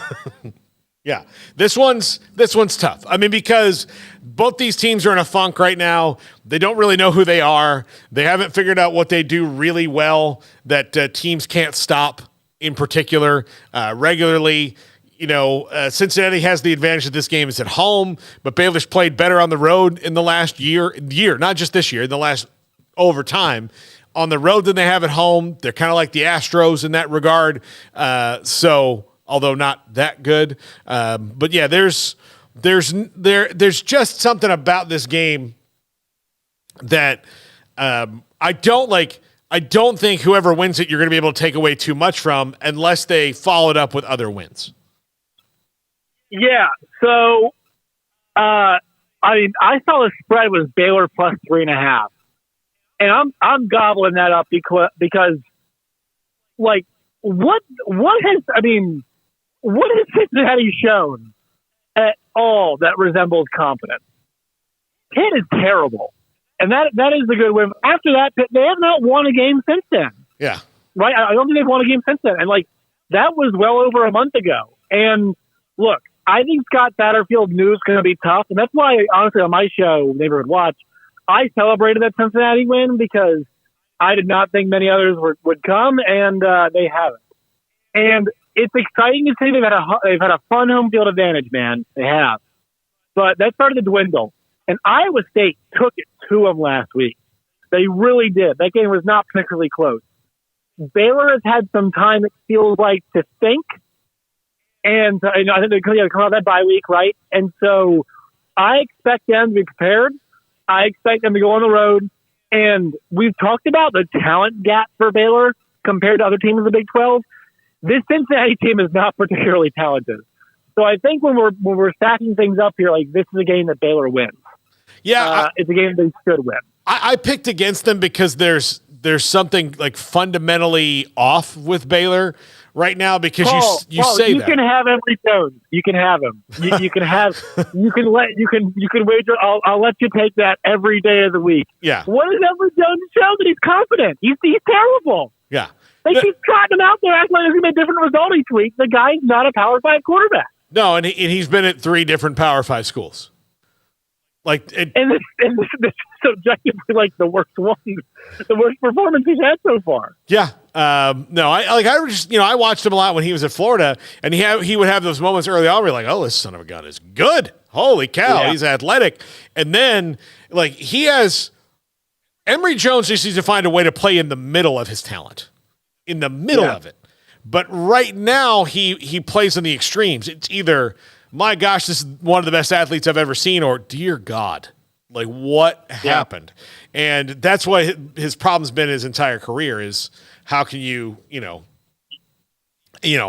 keep riding that wave of those extremes? All right, we're not going to talk about UCF and Oklahoma because I think that UCF does not have the run defense to stop what Oklahoma's going to have at them. But Oklahoma State and West Virginia, really intriguing one in that it's in Morgantown. West Virginia's coming off a tough loss, and Mike Gundy might have figured his team out, which is really scary for teams they play down the stretch because as emotional as he can get, like, I think the real skill that he's always had is when he figures out what he's got, he doesn't stray from the plan. Yeah, it turns out as opposed to playing 3 quarterbacks and handing the ball to Ollie Gordon, they should play 1 quarterback and hand the ball to Ollie Gordon. That seems to be the working strategy. I don't think Allen, I don't know about you, Paul. Kansas' defense is not very good. So, I don't really know what I'm supposed to say. Alan Bowman played well. I want to give him that. He played well. I don't think Alan Bowman's really good all of a sudden. I just think, and look, this comes from folks that I've talked to that have played the game. You need to have one voice in the locker room. The guys need to know who they're following at quarterback. And so you pick the oldest guy with the most experience, and the game scripts for them have been really good. And I love the way they fought back last week, and they got that big stop at midfield, and they closed the game out. And so I think this team is finding a rhythm. Did I think they were the better team last week? No. But they out-executed Kansas. They got the big turnovers they needed against Kansas. And so I think with that, this is an execution game, right? This is, can you hit a couple more big plays? And which quarterback does not make the crippling mistake, the crippling turnover? And guys, I think in a game with a margin, you think it's going to be pretty tight. The crippling mistake could be that 15-yard penalty we saw from Garrett Green after celebration last week, right? Yeah. I think when you're playing narrow and tight games, mistakes like that can be the difference. And I know it's we're watching all these West Virginia games. It's not one-way traffic. They're always pretty close, just at the nature of where they play. They're getting a little bit healthier. And they also had an extra day. With having that extra Friday, I always like having that extra day. We get the Friday and the Saturday after Thursday night game to recover, going home. So, I mean, if the number's anything above 3, I'm taking Oklahoma State. I think West Virginia wins, but I think it's 21-18, and I'm 51-49, one direction, that way right now. But just because they're home, because. You're right. There's a reason why I always say, if Mike Gundy is the best coach in this league until you find me another coach who's better year in and year out. And this team is, once again, not particularly talented like Cincinnati. But, man, whenever they need to play, Ollie Gordon or Colin Oliver, too. We do not talk enough about it. He was awesome last week. So good. Such a great college defense. I don't know about the NFL. But, I wouldn't be shocked if he's a tremendous NFL player, too. But he's just a damn good defensive player in college, man. He was fantastic last week. And so he makes big plays. Ollie Gordon is the genuine article. And I'm fired up for this game. I'm fired up because it's 2 really good teams that have been well coached this year that play close football games.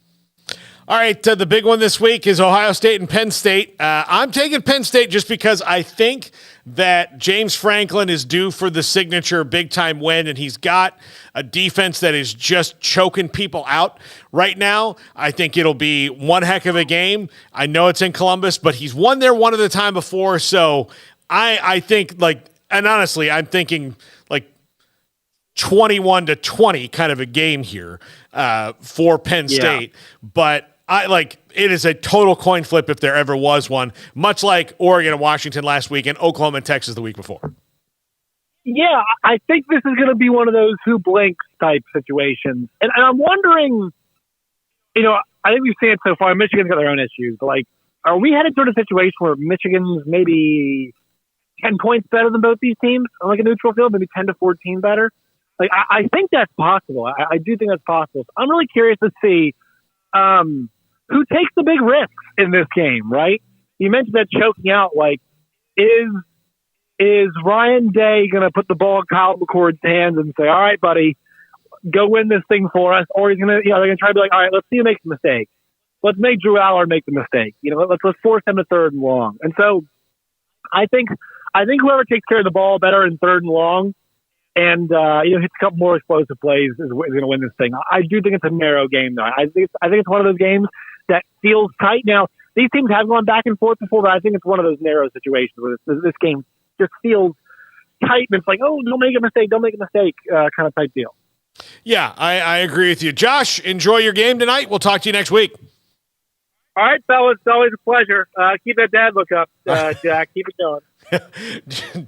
Josh Neighbors, Neighborhood Watch, Crystal Ball, College Football. Like and subscribe to that channel.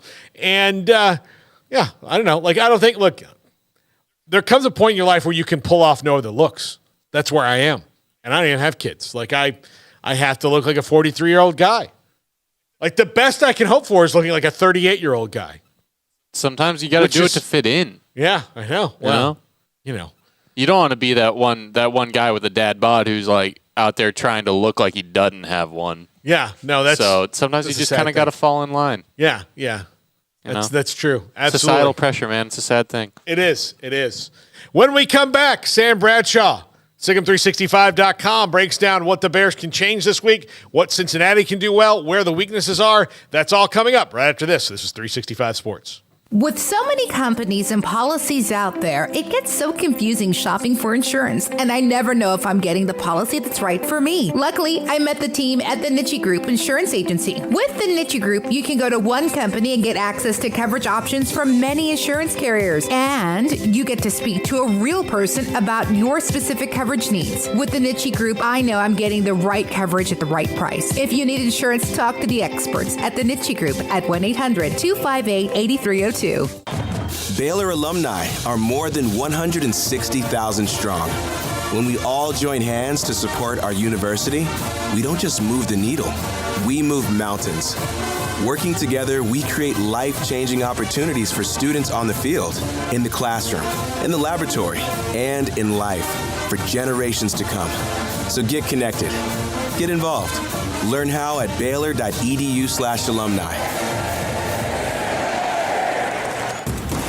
Did you know that 1 out of every 4 men have symptomatic low levels of testosterone and don't even know it? And if you think you're too young to worry about it, guess again. Low T levels can make you feel tired and grumpy, raise your cholesterol, and cause weight gain. Petty Clinic Low T can set up same-day blood screening and results. So if you're tired of being tired, call or go online at pettycliniclowt.com. It's a private clinic with an atmosphere catering to men. Affordable, only $165 a month, including lab work, office consultation, testosterone injections, and follow-up visits, compared to $300 or more a month in Dallas or Austin, and you don't have to drive 90 miles one way or the other and fight the traffic. Petty Clinic Low T has board-certified physician consultations and will provide the best form of brand-strength testosterone. Contact Petty Clinic Low T for increased energy, improvement in sexual desire and performance, mood, concentration, even a decrease in body and belly fat. Just off Highway 84 and Old Hewitt Drive in Woodway, pettycliniclowt.com.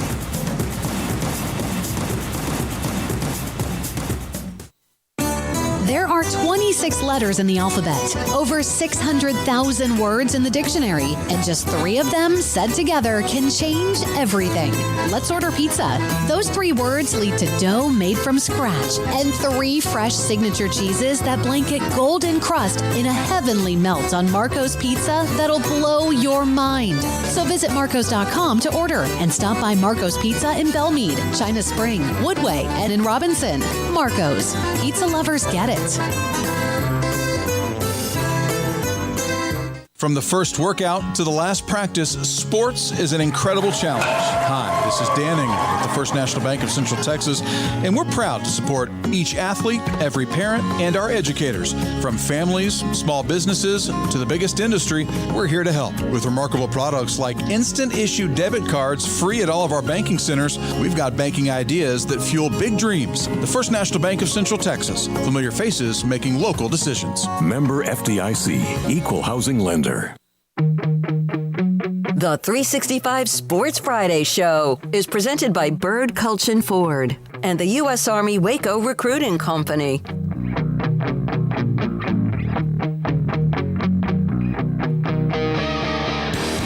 Sam Bradshaw, Sick'em365.com, breaks it all down on film. Join the premium section if you want to see it and watch it all. And all the things he breaks down. Charts and graphs, too, like you would not believe. He's excellent at charts and graphs. I love a good chart, and I love a good graph. A Venn diagram I have no patience for. No. Sam, this is a Baylor team against Cincinnati that both these teams are in a bad way right now. So this game probably comes at a good time for each of them, that this is the one they have the best shot to win for the foreseeable future and maybe get right. But Baylor had to make a lot of changes in their bye week. What do you expect to see different? Thanks for having me on, Paul. And one thing I expect from both these teams is they are going to be working on their red zone efficiency. This is probably the matchup of 2 very, very struggling red zone offenses, maybe the 2 worst red zone offenses within the Big 12, in the sense that they just can't seem to punch the ball in. I mean, these are 2 offenses that'll move the ball pretty decently between the 20s, but just converting is a bit of a challenge for them. I think with how good Cincinnati's front is at disrupting you on the run, Baylor's going to really, really have to lean a little bit more on Blake Shapen in the passing game, particularly the quick game, screen game, potentially some RPO game, in order to try and get some kind of offense against a really solid Cincinnati defense. And that's going to be one of the major changes. You might see a lineup change with a little more time to get somebody ready that probably has earned a shot or something similar along those lines. But yeah, I'm expecting to see some offensive changes. Defensively, I'm looking mostly to see, can you get guys healthy and can you get them just to be more disciplined with what you're doing? I don't think they're going to do a massive overhaul there. I think they're more just focused on, can we get all these young guys that we're relying on to really tighten down on their assignments, tighten down on their discipline. I mean, you're talking about 2 first-year players are your primary options to star over the last couple of games. And you've got some young guys at D tackle. You got some youth at safety and corner. And especially a linebacker with Smith out, you're really, really looking on getting a lot of these young guys to really sharpen up on the finer points, more so than massive overhaul. Sam, what does Cincinnati do well that Baylor will have trouble stopping? Well, I think when you look at the Cincinnati team, they imported a lot of guys on that offensive side via the portal. And effectively every skill guy that they really, really lean on is a transfer guy. You got a former Florida and Arizona State quarterback who's a dual threat. You got former LSU running back. You got a Louisville receiver, Miami receiver, and Florida receiver, and a Washington State receiver. You've got quite a lot of guys in there.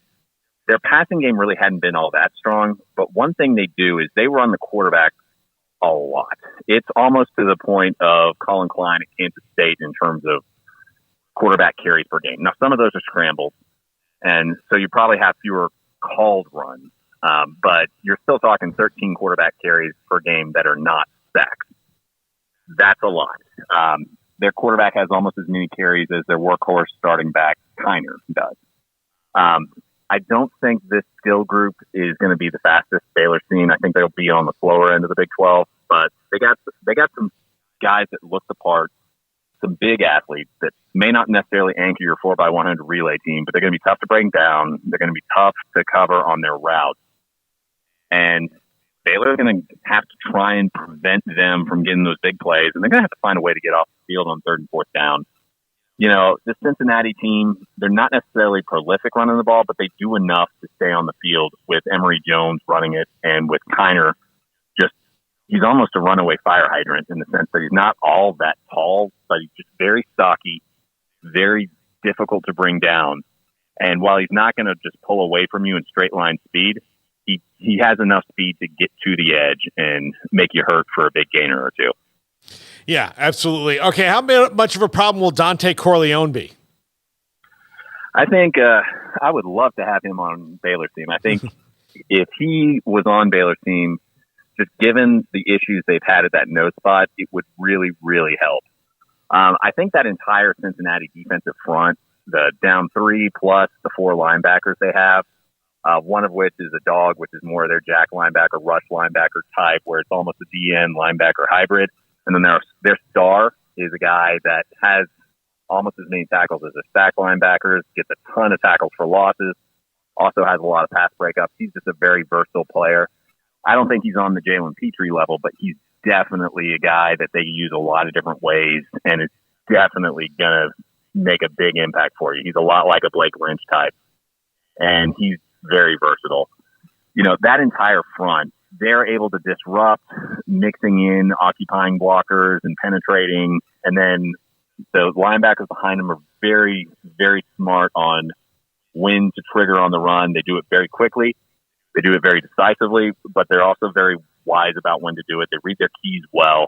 Dealing with that front is going to be a big challenge for Baylor. It's one of the reasons I think they got to lean on the quick passing game, at least to force that Cincinnati team to slow things down and give yourself a little bit of a chance. I mean, both of these defenses I expect to be pretty decent stopping the run for both of them. Both these teams run a very wide zone-based run. I mean, Satterfield at Louisville was the tape I really looked at to preview Ole Miss and how they matched up to Baylor's offense for the Sugar Bowl, because Louisville was the team that ran the most wide zone against Ole Miss that year. And the two offenses have a lot of overlap. Now, Satterfield's going to be a little bit more spread and a little bit more spread option than Grimes would ever dream of being. But at the same time, the base run plays and the base passing concepts have a lot of overlap. Sam, do you expect to see maybe, and not a total abandonment of the wide zone because they are what they are, but maybe a sharp reduction in it? As far as the preferred run play scheme, I think it'll still be your fastball. But after the struggles you've had and how teams are cheating towards it and how some of your typical curveballs and breaking balls have not really been there in terms of your ability to execute, I expect them to mix in a few more sliders and other wrinkles to try and take the pressure off. So I expect to see a couple things that they may not have put on film yet, just as even if they're not terribly efficient at producing with it, we might be able to get some benefit from them having to diagnose it in game instead of having a game week to get ready for it. Yeah. Blake Shapen's, it's hard to even think about because of how much they've struggled. But Blake Shapen's, when he's played in games, has not been the problem at all.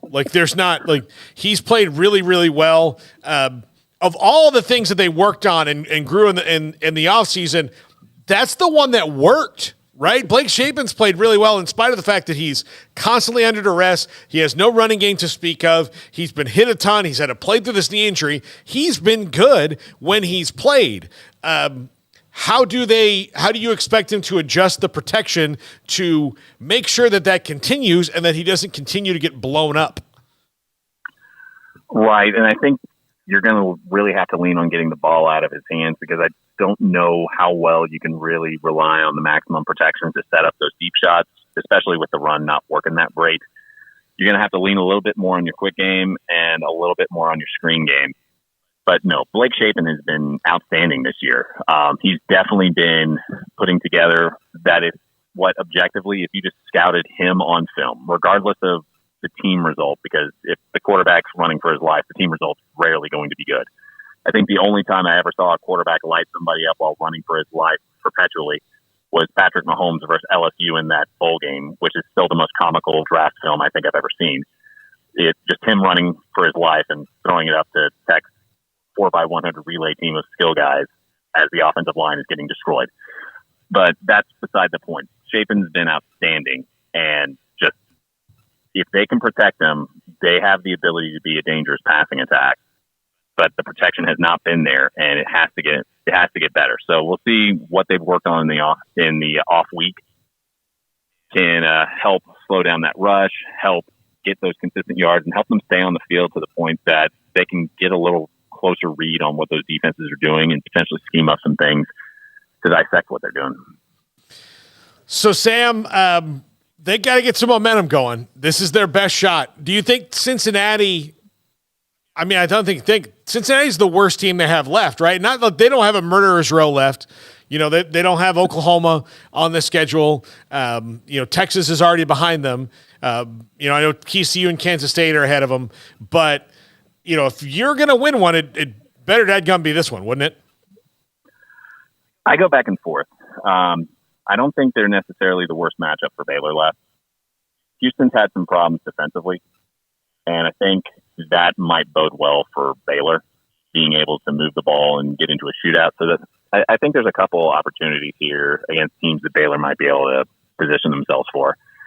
I think Cincinnati might be an objectively worse team than Houston right now, but I think in terms of matching up to Baylor, Houston might be a more favorable matchup, just in terms of where the weak points are on each team and where the weak points are on Baylor.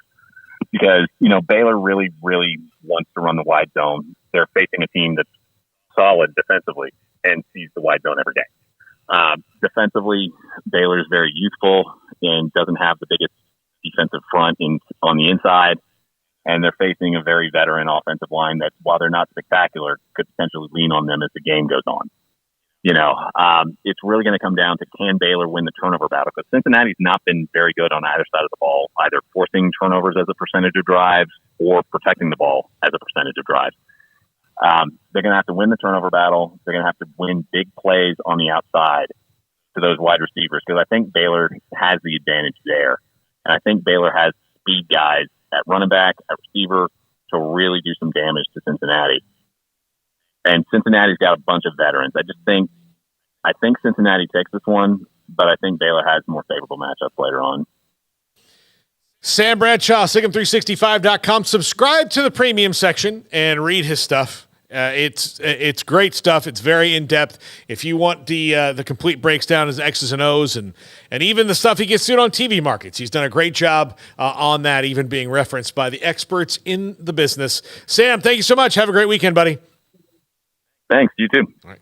Sam Bradshaw, Sigum365.com. When we come back, I did get a question on the chat room about the Art Briles, Ian McCall lawsuit. I'm going to tell you what happened. I'm just going to tell you. If you're expecting me to go on any kind of, opinion-based thing on this, I'm just not going to. I'm not going to tell you what happened. I'll tell you why it happened, and then we are going to move on from it. You have no idea. There's just some things you just don't know. Anyway, this is 365 Sports. Pizza, burgers, and Bears football. There's no place around Waco that serves them all other than Bubba's 33. Come show your green and gold and enjoy some of Waco's best food and beverages while watching your favorite team, the Bears. When real Bears fans get hungry, Bubba's 33 is the #1 spot for ice-cold drinks, hand-stretched, stone-baked pizzas, and bacon-infused burgers. Join us for indoor or patio dining. Bubba's 33, Waco's restaurant and proud supporter of Baylor Bears football. Sick 'em, Bears! Established in 2007 and independently owned, Alliance Bank Central Texas is committed to helping families and businesses meet their financial goals. From their tellers to their board of directors, they know the importance of superior service and competitive products. Customers have confidence knowing that their financial needs are in good hands. It's your bank, Alliance Bank Central Texas, with 2 Waco locations, 4721 Bosque Boulevard and 191 Archway Drive on Highway 84, and at AllianceBankTexas.com. Member FDIC and Equal Housing Lender. At Ideal MRI, we feel blessed to be a part of the Waco community. We're a small family business right here in Central Texas, and our goal is to bring down the cost of healthcare while maintaining high quality. At times like this, the cost of healthcare has never been more important, and unfortunately, significant illnesses and injuries still occur. That's why Ideal MRI is open and here to serve you through the difficult time. We offer premium MRIs just like a hospital with state-of-the-art technology and specialists, but you'll pay less. Sometimes thousands of dollars less, whether you're using insurance or not. At Ideal MRI, we accept most insurance and there are no hidden costs, even offering financing if that's needed. Everything included in the price, and you'll not get something as a surprise in the mail later on. If you need an MRI, ask your doctor about Ideal MRI. They'll know. You can schedule an appointment safely from home online in minutes at idealmri.com or give us a call, 833-IDEAL-MRI, idealmri.com. It was broad daylight. I stepped into a gas station for 5 minutes to grab a snack, and just like that, my car was broken into. They made out like a bandit. My laptop, my phone, everything. I called my agent to see what could be done, and he restored my faith in humanity. My claim was processed so quickly, and I was able to recover my losses. Stop by and see our agents at one of our 3 McLennan County locations. Coverage and discounts are subject to qualifications and policy terms and may vary by situation. Stepping into the boots of a U.S. Army officer can add confidence and leadership skills to your son or daughter's career path. See all the things they can achieve in our boots at GoArmy.com. U.S. Army Waco Recruiting Company, 254-598-8131 or 254-776-1543. This is 365 Sports. The Sikkim 365 app is brought to you by Allen Samuels Dodge Chrysler Jeep Ram Fiat. Come by, let's be friends. Welcome back. Sikkim 365 brings you 365 Sports. Sometimes you almost slip into the old name of the show, but Sikkim 365 is the parent company. Sikkim365.com. And by request here, and I'll go into the facts of this, because going into all of this benefits no one, because this particular case that was dismissed today against Art Briles and Ian McCaw, and I'll just tell you should have been, based on the facts available, going into why and what has been alleged or whatever. It's not going to benefit anybody. It's not going to benefit the fans of Baylor. It's not going to benefit the people who support Art Briles. It's not going to be like getting into the discussion. To me, I feel the discussion has been had. It's been over about what happened when Art Briles was here. But the negligence claims versus Art Briles and Ian McCaw were dismissed. The plaintiff, former Baylor student Dolores Lozano, had claimed that the 3 defendants' negligence, Baylor is one of them, after she reported her first assault in March 2014 and made her subject to further abuse by a former football player whom she had been dating. And he is not named in the lawsuit, by the way. Just for point of fact. So there is only 1 or 2 claims remaining, a Title IX claim against Baylor and 1 other claim that the jury will reconvene and decide on Monday. But Art Briles, Ian McCaw, and one of the claims against Baylor, because no reasonable jury can conclude, based on the evidence presented at trial, that the defendants were grossly negligent. And so that's what happened. That's why that particular suits against Art and Ian McCaw are dismissed. But I feel like Forrest Gump. That's all I'm going to say about that.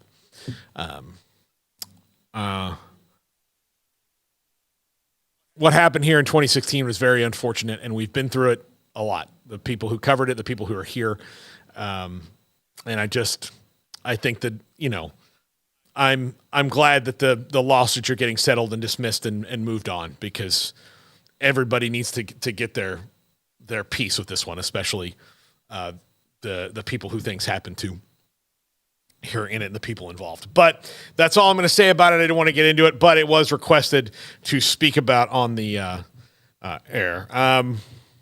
So I will say this. Daniel Roberts says, I think the interesting thing is the regent said Briles didn't violate any policy, discourage reporting, or cover up any sexual assault. Okay, I lied. I'm going to get into some of this. Yeah, that's been known for quite a while. Like, there was a legal sentiment a long time ago. He didn't violate any policy because there wasn't a policy. That's the problem. Now, was he scapegoated a little bit more than he could have been? Yeah, maybe. But was everybody involved responsible for something that went on? Yes. Like, that's just how, like, when these things are systemic, that's how they work. That's how it goes. So, yeah, that was true. But when they say, oh, well, you didn't violate any rules. Well, if there's no rules to violate, there's still some ethics questions involved. And that's why. And they also said in court, the reason that Art Briles was fired was the regents felt that he was not the man to lead them through this problem. That's why. Because he didn't have, what's your plan to change all this? He said, tell me what to do. And they said, no, that's what we're paying you to do. How are you going to handle it from a football perspective? That's why. And that's a detail I think that has been lost a little bit. That's a detail that has been lost. And I think needs to maybe, if I'm discussing this, be the focal point. All the stuff that happened, people make their own choices. It was not Art Briles' fault directly. Like, if Jack does something and we work together, it's not my fault that Jack did it. Now, to the point of I know about it and just kind of never follow up on it, then it becomes I'm in it. And I think that's where Art Briles was and Ian McCall was. But the reason the regents made that decision, the reason they testified in court, was when they asked Art what the next step is, he did not have a plan. That's ultimately what got him fired. Had he gone in and look, he was going against people who were going to try to Baylor, the people involved, there were a faction that was trying to scapegoat one thing and make it go away. They did not steer into the storm. They tried to go around it, and it certainly hurt them. We've talked about it a lot, but that's all I'll say about that. So that's all I got to say, and I'm leaving it at that. So if you want to know what my opinion is on it, I think you can maybe glean it from some of those things. But I don't think it needs to be revisited over and over and over again, and this is one of many lawsuits. I happen to know some more details about this one in particular than I have about the others, and I don't want to get into it because it's, again, like I said, it's not going to benefit anybody. Like, it's not going to help Art Briles, it's not going to help Ian McCaw, it's not going to help Dolores Lozano, it's not going to help Devin Chafin. Like, none of that. Like, none of it. It's going to help. It's not going to help us. But you asked, I've answered. So, everybody was a problem. There was nobody whose hands were completely clean in this who had a job in Baylor administration at that point. There was nobody whose hands were clean. That's why there's all different people in charge now, all across the board. President, athletic director, coach. Coach has been different a couple times, but that's why it's all different now. Because everybody had, intent. There was never any intent. It was just a lack of understanding of things that went on, and there are consequences for those things. When we come back, Jack and I jump into the football weekend. I think this is this is not the dooziest of doozy weekends, but outside of Ohio State and Penn State, I think there's some really good games that you need to tune into. Jack and I'll talk about that next. This is 365 Sports. Edward Jones Financial Advisors Ben Erlinson, Chuck Verno, Brad Wilson, and Cam Heathcott understand these are difficult and changing times we live in, but they know how important your financial investments are to you. So is your financial advisor staying in touch with you and helping you navigate today's financial climate? Invest with Edward Jones Financial Advisors Ben Erlinson, Chuck Verno, Brad Wilson, and Cam Heathcott, who invest their time and experience back to you and your money. And like coaching athletes, investing money is about time, patience, and encouragement. Contact Ben Erlinson at 254-759-8533, Chuck Verno at 720 North 64th Street, Brad Wilson's location at 250 Sharon Drive in Woodway, and Cam Heathcott in Conroe. Edward Jones Financial Advisors, Ben Erlinson, Chuck Verno, Brad Wilson, and Cam Heathcott, proud sponsors of 365 Sports. Edward Jones, making sense of investing, member SIPC.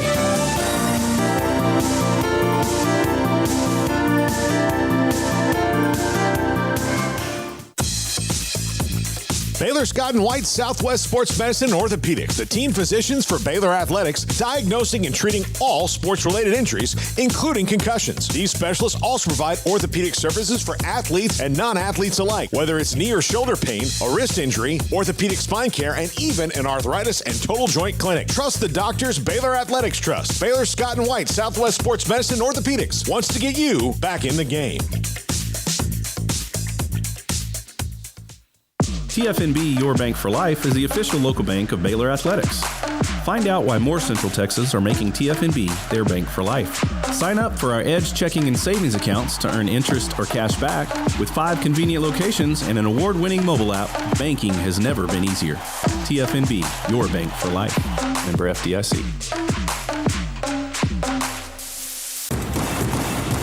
Petty Clinic Men's Healthcare in Woodway is now proud to offer you men an exceptional weight management body sculpting product called semaglutide, also known as Ozempic or Wegovy.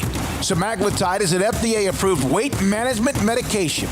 Once-a-week injections of this powerful medication offers an average body fat weight loss of 20% within the first year of treatment. In addition to body sculpting, semaglutide also normalizes blood sugars and has the clinical research proof of reducing blood pressure, cholesterol, stroke, and heart attack risk.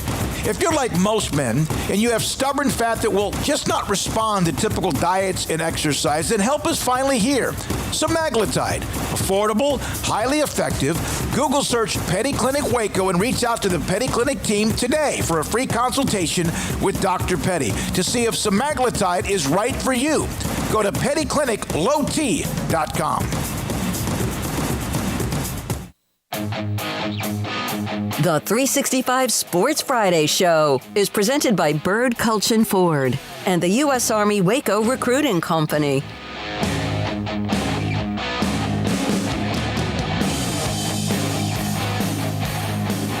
Welcome back, 365 Sports. Paul Catalina and the lovely and talented Jack McKenzie. Thank you, Paul. Have you ever been described as that way? Lovely and talented? No. I think each separately, probably by my parents. Yeah. But Does I'll your take mom it. call you lovely and your dad call you talented? My mom's definitely called me both at different times, Yeah. and then my dad's definitely called me talented. Yeah. Yeah. Lovely is not something you want to be called by your dad, probably. Nah, he's given me plenty of good compliments, though. Yeah, I mean, like, there's plenty of good things that your dad will call you. My dad never called me lovely. You know, he never did. Yeah, I can tell. But he was he was great at dadding though. So anyway, Jack, this is a good we'll start with Ohio State and Penn State because that is the game that deserves the most talking about, right? Yeah. I love that we're getting like midseason matchups like this. It seems more frequently now. I think a lot of teams are. I think while there are teams that certainly suck, most teams because of parity are getting at least a little bit better, and games are getting better. We're seeing college football at its on an upswing right now, in my opinion. I think that all the things that you hear about, like, NIL and transfer portal, and this has made everything bad, and conference realignment, and da-da-da-da. I think a lot of that actually has made some of it better in that now you see better games. Look, I know that I don't want college football to be the NFL, and I don't want the NFL to be college football. I want them to have their own unique things. But there's nothing wrong with taking advantage of the things that not only the NFL, but other sports do well. Like, one of the reasons college basketball is so good, and I think it's hard to see for people who are football fans and maybe not basketball fans, but one of these college basketball in the last few years has gotten a little bit better is because, if you see, like, who's won titles, like Baylor's won. Who's been in Final Fours? Baylor. And they've never been in the Final Four before. San Diego State is in the Final Four. Like, they're playing for championships. Now, granted, UConn won, and they're a dynastic type of team. That's fine. But, like, you're seeing more of this. If you do it in football, it's going to happen. And I think we're seeing, rosters balance out a little bit where you can't run away and hide people. Now, look, Penn State and Ohio State are teams that can run away and hide with people because they're, long-time blue blood type programs. Ohio State a little bit more than Penn State, but Penn State nonetheless is one of the best places to, be in a college football environment. And James Franklin has had a couple of nice wins, and he's had a nice run at Penn State, but he's never been able to overtake Ohio State and Michigan. And he's going to have to do that this year. This is his best opportunity. Manny Diaz has that defense humming. Would you bang the under in this game or the over and how many points are scored because of these two defenses? Oh, man. I feel like I should take the under, more so because I don't trust the offenses as much. But yeah, I'm in this weird spot where I need Ohio State to win to help me in our pick'em over on the triple option. But I really want Penn State to win, and if I was betting like money line or against the spread on the game, I'm not quite sure what the spread is, but I think I'd be going for the Nittany Lions on that. But back to your earlier point about the transfer portal and how college football is kind of on an upswing overall. I think you're right, and I think I was one of those people who was very scared of the transfer portal only helping the rich get richer, but I think it's serving like with basketball, whether pro or college, to really spread out the talent because everyone is so concerned about playing time and playing early because they want to get through college to that next step. They want to prove they can play, and then they want to go on to the NFL to get their career started already so they're younger and they have less wear and tear on their bodies and they can make more money for longer. So overall, I do think you're right that the transfer portal is helping players seek and find playing time elsewhere, which is creating more parity in the game. Yeah, I mean, and look, a lot of these guys aren't helping teams win national titles, but they're maybe helping other teams not, right? Like, it's not, the transfer portal is very anti-dynasty. Yeah. So JoJo, just like free agency is in sports, JoJo Earl is not helping TCU win the national title this year. Maybe he will eventually. I don't know. He's still got some years of eligibility, but he's certainly not helping Alabama defend the SEC right now, right? He's left from there. Brockmeyer, same thing. Like, they're not helping Alabama win where, in the past, they were there for them. And when you had these injuries, like, all right, well, we're going to put another 4-star in for the 4 games. We've got this left tackle out. He'll be fine. But now you're, okay, well, this guy's, you have less veteran leadership. There's all these things that have happened. We've talked about it a lot, but I'm really excited to see in the Ohio State Penn State game, like, can Penn State, like, they've shut everybody they've played down. They've like I said before, they've just choked them all out. Now they've not played Marvin Harrison Jr. and Ibuka and all these receivers, and they haven't played a running back like Travion Henderson. Now, Kyle McCord is not C.J. Stroud. I would stop short of saying he's just a guy, but right now he's kind of just a guy until he gets better.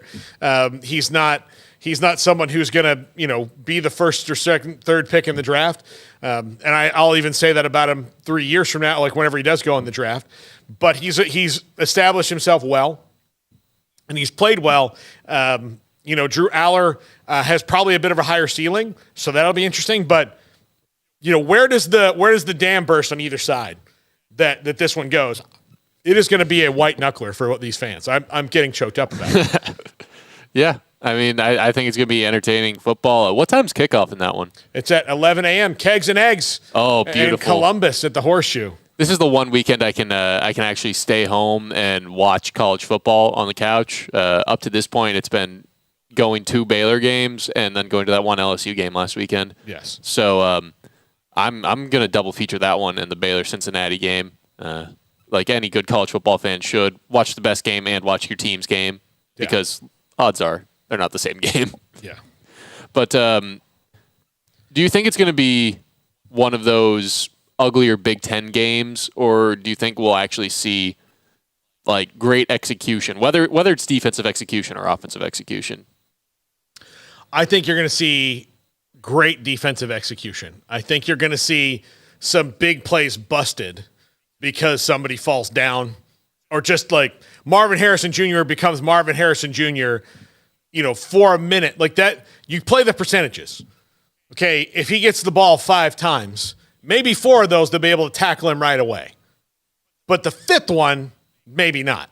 That's where it is. I think that's where it comes down for Penn State. And I do think that the running games have to, they're really going to lean into the running games because they're going to, I don't think either one of these teams wants to get into where, the defenses don't matter and this is a shootout. I think they'd rather keep it tight. So, yeah. Do you see home field playing any advantage in this game? Yeah. I mean, it always does. Because I always feel like it's that much tougher to beat Penn State at Penn State. Like, I hesitate to pick them on the road. Yeah. You picked Ohio State in the game, right, Jack? Yes. I picked even Penn though State. I wanted to pick Penn State. Cannot emphasize that enough. I dislike the Buckeyes. I thoroughly dislike the Ohio State Buckeyes. Hey, look. So we do a pick 'em on the triple option, and we have some stacked up punishments that we have not been able to get in and film. There's props involved. There's things. That episode is coming. But this week I offered Jack and Levi and Garrett, who all have varying degrees. Jack has one punishment. The other ones have multiple. That if they beat Pierre, who is our guy on Thursday, he's in the lead, commanding lead. If they beat him this week, I will take their punishments from them. But if they don't, they get mine. They all took that deal. So that's what's on stake for this week. It doesn't even matter how I do, for me or for you.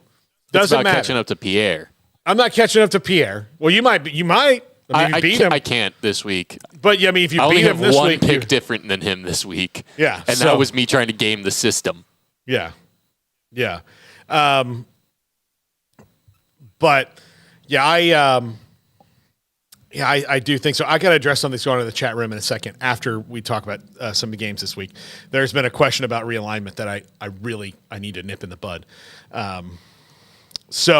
But Penn State and Ohio State is not the only good game. It's the first good game.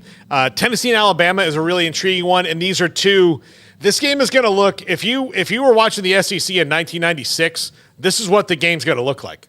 If you were like, man, I miss the good old days of 1990s SEC football, welcome aboard, because the quarterbacks in this game are kind of playing that way.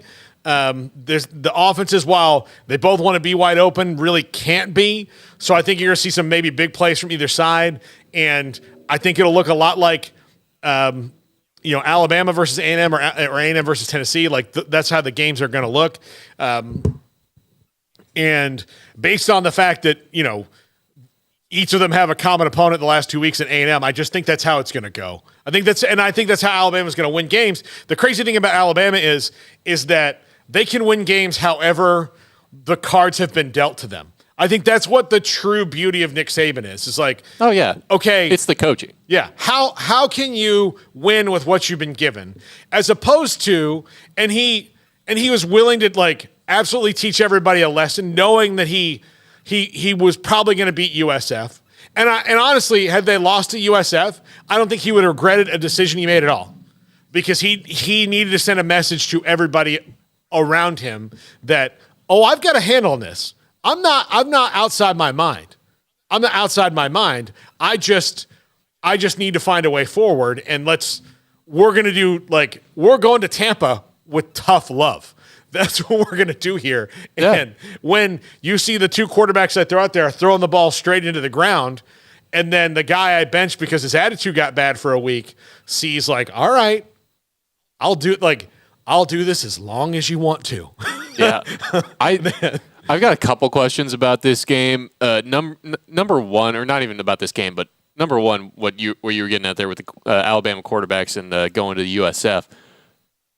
How much of that was Saban trying to figure out what he had, and how much do you think it possibly could have been him being like, we're going to win this game, so I'm going to show you the answer to, well, surely someone's better than Milroe. Just get that off his back for the entire season. Totally what it was. Or it's to check, like, to see, like, also, like, the added benefit is, like, all right, let me give somebody here a chance and see if they are. Yeah.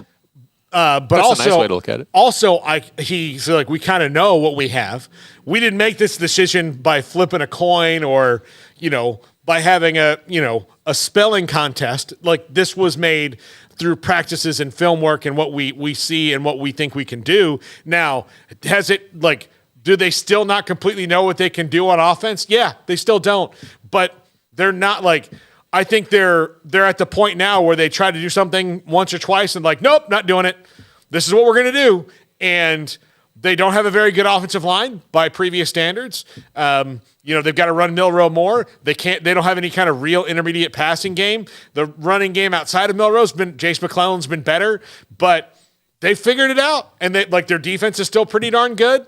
And they're opportunistic. They do what they do when they need to do it. And I'll be interested to see, like, Tennessee beat them last year, and it took everything they had and kicking a last-second field goal and a field storming. Game. An amazing game, one of the best games of last season. Everything college football's about. Yeah, absolutely everything college football is about. This year, I don't think it's going to be that romantic. No. I really don't. I think that it will be, a little bit more of an old-school slugfest. But I don't think Alabama just loses at home, and they lose it to somebody 2 years in a row. It just doesn't happen. Yeah, if Hendon Hooker was still in play here, then this is a different thing. I'd be hammering Tennessee on my bet then. Yeah. Then I think that maybe, everybody would have Alabama right where they want them. But like we've seen around the SEC, everybody should have Alabama right where they want them. They're vulnerable. And they're not going to, that's the other thing is where you can see, Clemson has a coach who's very, stick to his guns. Nick Saban is a little bit that way, but he's also not going to mess around. He's not he'll go, all right, well, what do we have to do? And he'll do it. They're not going to stay down very long. It would surprise me if Nick Saban didn't adjust how he attacks roster building, because I don't think he's going to sit around and go, all right, well, we made it through last year. We can do that just again fine. They're Alabama's going to make a push. Yeah. My other question that I was getting at earlier was how different do we view Tennessee this year if they don't trip up against Florida? Undefeated Tennessee heading into this game. I know it wouldn't be convincingly undefeated. It makes sense. They have the one loss. Yeah. But had they not lost to Florida, what do you think people would be thinking about Tennessee right now? I don't know because they're not lighting it up. Exactly. So I think maybe thinking well, where's their loss coming? I think people would think, well, it's definitely this week in Tuscaloosa. But of course, Tennessee couldn't win in Gainesville if Florida played with 3 guys. They just don't win there. It is an absolute black hole for them. They have not, they get down into the Sunshine State and everything is backwards. They just can't do it. I don't know. It's so weird how those things keep up. Florida State plays Duke.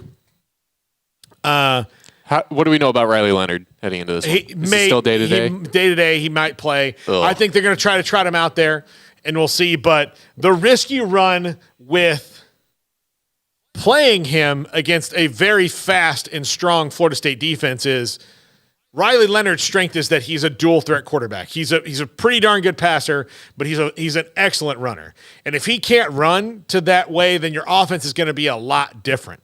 So, and as a matter of fact, I don't want to stand him up in a pocket with that pass rush coming at him. The one thing I would say at Florida State's biggest weakness on defense is running quarterbacks. Because they play man, they're super aggressive. They have a really good passer. They have Jared Verse. They've got other guys, but they've got Jared Verse. He's alone enough of a factor where you're But because Dude is freaky. Because their whole idea is a lot of man, and we're going to come after the quarterback as hard as we can. Running quarterbacks. The game that they almost lost to Boston College. That was because Castellanos was just like he had a great game throwing on him too, but those are mostly kind of like big plays because then they had to commit to try to stop him running. Like he ran on them. In the parts of the game where Virginia Tech was looking okay, he ran on them. When LSU was in that game, Jaden Daniels was running on them. So running quarterbacks will get an aggressive defense. So if Riley Leonard can run, then that's something that is in Duke's favor. But if he's still banged up and he's not full speed, then you don't really have Riley Leonard, do you? No. You have part of Riley Leonard.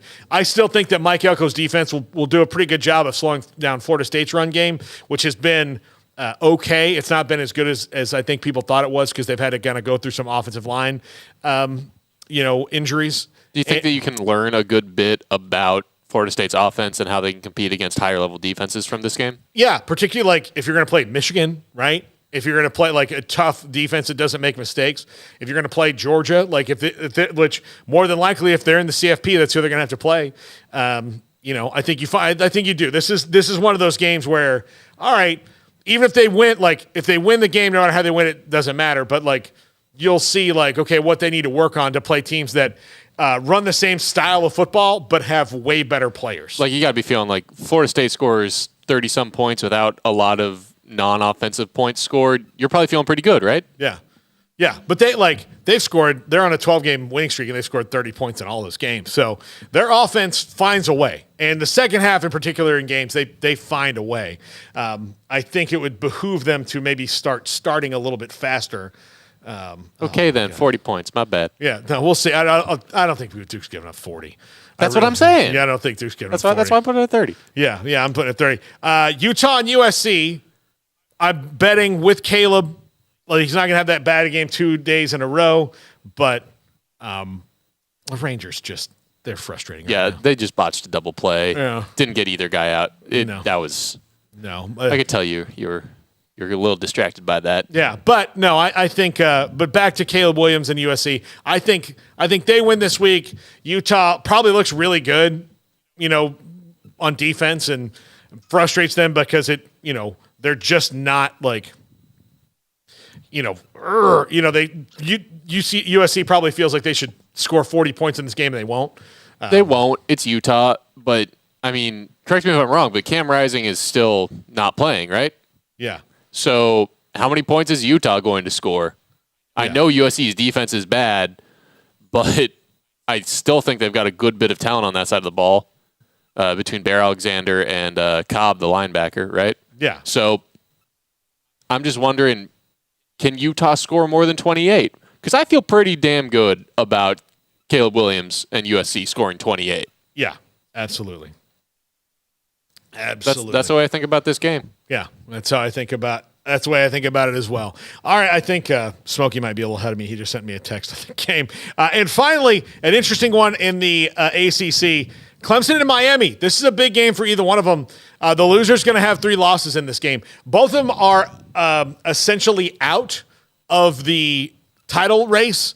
But as far as how you can go down the stretch, I think this is a big flashpoint game for them.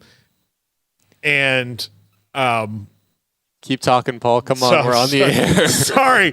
Oh, but yeah, I think it's a big flashpoint game for both of them. And we'll see. Like Clemson is still good. They're just not great. I think that's the frustrating thing for Clemson fans. And Dabo Swinney kind of called them out last week, and maybe we'll do this and that. Blah blah blah blah. Nah, they're just not great, and they like Dabo Swinney knows what he has to do. It's just depending on whether he'll do it or not. Miami is still building, and you've seen they had the brain fart against Georgia Tech. They played well at stretches against North Carolina, but North Carolina's further on down the road than they are. They have Drake May, and they have Tez Walker again. Tez Walker's not in that game. Miami can maybe hang, but you don't have guys that can cover Tez Walker. There's not many. You give a wide receiver like Tez Walker to a quarterback like Drake May, there's not going to be answers for that stuff. There's not going to be answers for that stuff. Yeah, so. I mean, that's a great point. And I'm just a little sad that Louisville dropped that game to Pitt. because... Did you want to see the three-way tie? Of course. Yeah. I mean, Paul, come on. Yeah. Who doesn't want to see the three-way tie? I didn't. You didn't want to see a three-way tie? I mean, look, I guess Florida State would have been all right. I think Florida State was going to be like the one that gets in first out of everyone because I expect them to go undefeated through this. But yeah, North Carolina and Duke, 3-0, 2-0 respectively. Louisville at 3-1. All of those schools have every chance, I think, to be that second team in. Yeah. I don't know exactly how the schedules line up. I don't think Louisville and North Carolina play. Louisville, North Carolina, and Florida State all don't play each other. Yeah. So that's why the three-way tie would have happened because they don't play each other. Yeah. So Duke Louisville next week will sort some of that out. It's probably an elimination game for one of them. I mean, Duke's only lost this to Notre Dame. So if they lose to Florida State this week, then whoever wins Duke Louisville next week is out of it. And then again, if you lose to somebody who's also a contender, so that's like 2 losses because now you need them to lose more than you did. For example, Clemson is technically not out of this race, but they need Florida State and Duke to each lose 3 times because North Carolina. What? North Carolina? Well, they could still play North Carolina. I mean, because they're not they play North Carolina later, but they need to win out and then have them lose 3 times because the head-to-heads, they've lost those 2. So they don't own those tiebreakers. We're going to take a break right here, come back with a quick segment, and then we're going to do the top 5. This is 365 Sports. I was asked, Katie Rader asked about Florida State and Clemson and rumors to the Big 12. I'll tell you right now, based on what Brett McMurphy told us, based on everything that's going on, Florida State and Clemson are not coming to the Big 12 based on these 3 factors. A, when they leave the ACC, if they can figure out a way to do that, they want SEC and Big 10 money. They're not getting that in the Big 12. B, the Big 12, according to Brett McMurphy, who knows more about this than probably anyone, the reason they aren't moving on Oregon State and Wazoo is that if they want to expand, they want to see what happens with the ACC and see if some of those teams that fit what they do would come out as well if Florida State and Clemson leaves. So the ones that would maybe fit would be more like Louisville and Pitt, Duke, like those schools fit maybe more of the Big 12 model. Florida State and Clemson want to be in like the Big 2. That's where they want to be, preferably probably in the SEC. They want that kind of money. Also, and no offense to the new teams in the Big 12, but if they wanted to do that, they could play those kind of teams and get that kind of television exposure. They could just stay where they are. The money in the Big 12 and the ACC is not too terribly different right now. They're not leaving the ACC to come to the Big 12. Unless the Big 12 has some kind of new TV deal that puts it on par with the SEC and Big 10, which it's still 6 years out, which at that point, if they're still in it, then they're still riding this thing out. So I think that there's no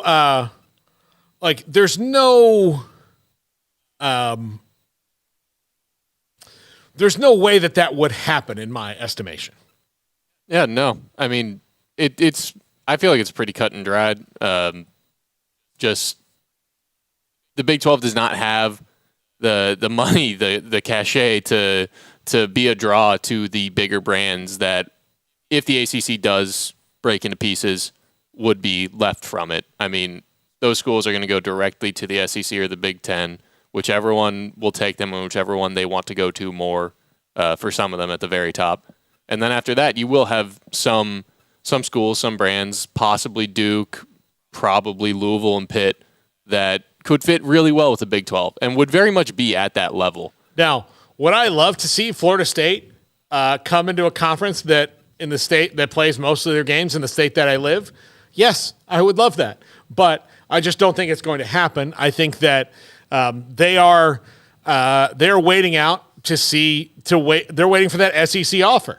And they're getting the SEC offer as soon as they figured out their legal entanglements or not.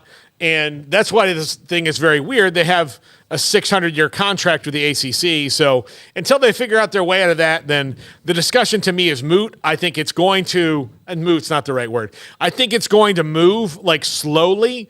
And then one day we'll just find out like they figured out what they're going to do, or they figured out some kind of big money whipping thing. So they'll find a way they'll find a way to do what they want. And part of it also, I think, was them announcing to the world their intentions to gauge and start politicking around that. So, these discussions happen over long periods of time quite often, as opposed to like Texas and Oklahoma that did it totally cloak and dagger, and same with USC and UCLA. That's just not really how it's going to happen with these two, because they know that they can't do it because everybody's going to be on the lookout for it now. Like the minute you complain at a meeting and you're in the ACC, they're like, oh crap. They've had a meeting with somebody. Like, this is who put this in your head? Was it the SEC or the Big Ten? Were you talking to you? Did you see USC at something? Did you see them? Did they tell you it was a good idea? Tell us who told you. We warned you about them. Yeah, so that's how it's going to be. They're no good. Yeah. All right. When we come back, the top 5. This is 365 Sports. It's time for Paul Catalina's Top 5, brought to you by Texas Beef House. Where's the best beef in Texas? Your house when you order from Texas Beef House. Unleash the flavor of Texas-raised Wagyu. From our pasture to your plate, TexasBeefHouse.com. Paul, just can't get things right today. Paxton, you're wrong. I'm in a fantastic mood. The mics are off, but the camera's on. We just thought that you want to see how my face looks when I'm watching a baseball game. That's all it was. So. Yeah, my bad again, Paul. I'm having a great Friday. Golly, Jack. That's just fire me already. Golly, just end top it. 5 thoughts on Jim Harbaugh and this whole mess he finds himself in right now. Jeez, where is there we go. There's my list. Number 5. Why was this necessary? Like, if this guy's so good at stealing signs, why can't you just have him do it in the legal way? Like, stealing signs is not illegal. Breaking the rules to steal them is illegal.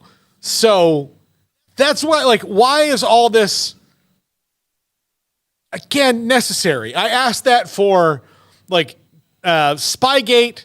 I didn't ask it for Deflategate because I knew for years that quarterbacks like to, have a little bit more grip on the ball. So, when that happened, I was like, oh, yeah, I mean, that's pretty common practice. I mean, that's, pine tar wasn't that big of a deal to me in baseball until they invented the super tack, which was 7,000 times as sticky, that was a bigger issue. But if you're if you're stealing signs in baseball regularly, that's fine. That's gamesmanship, but it's where you okay, well, I'm going to take this gamesmanship and I'm going to take it to another level. That's where it's cheating. And if you're Michigan, again, why is it necessary to go do this? Why do you feel that you need to push the envelope? It just seems to me like a huge waste of their time and energy when if you've got a guy that's already pretty good at it, as he clearly is, just let him keep in that lane. Yeah, I don't have an answer for this one. Yeah. Does this open the door for radios in helmets? I think it absolutely should. I think this is a long overdue conversation. I think most coaches are for this.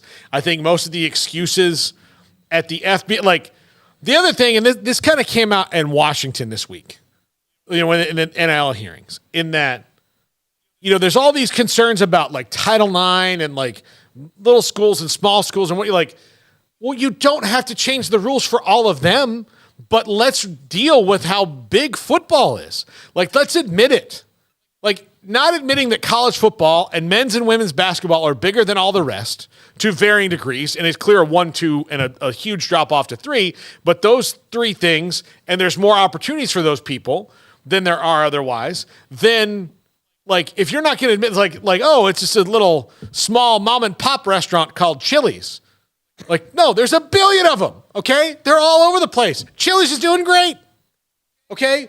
Just admit that it's doing great and take advantage of it doing great and stop worrying about the things that are not going to change no matter what you do.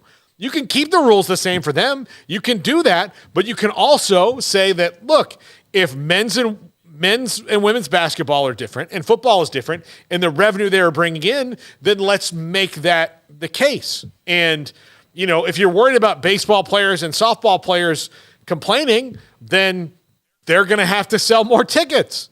Like, that's just how it's going to be, and get better TV deals. The sport's going to have to become more popular.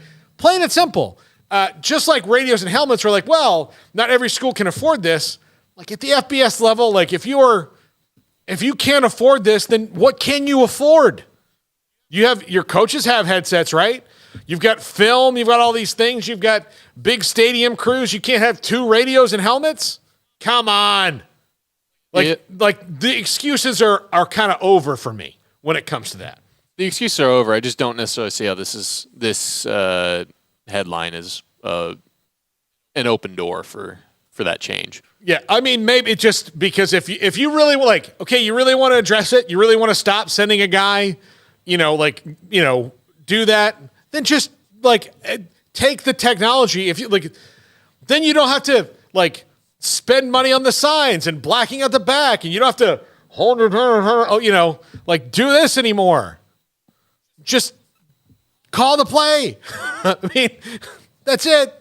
And it's not like the technology doesn't exist. That they're having to invent something.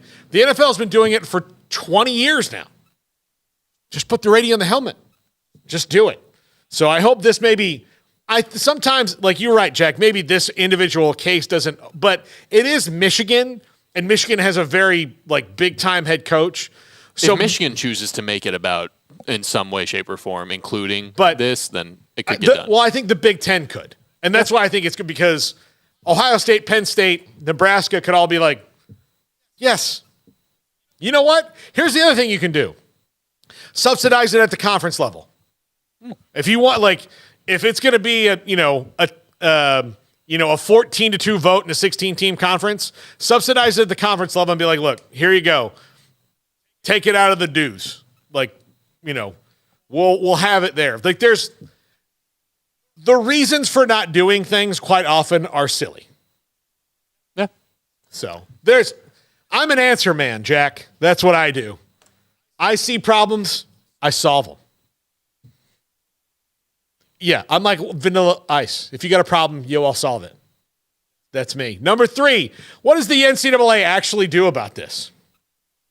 Diddly squat.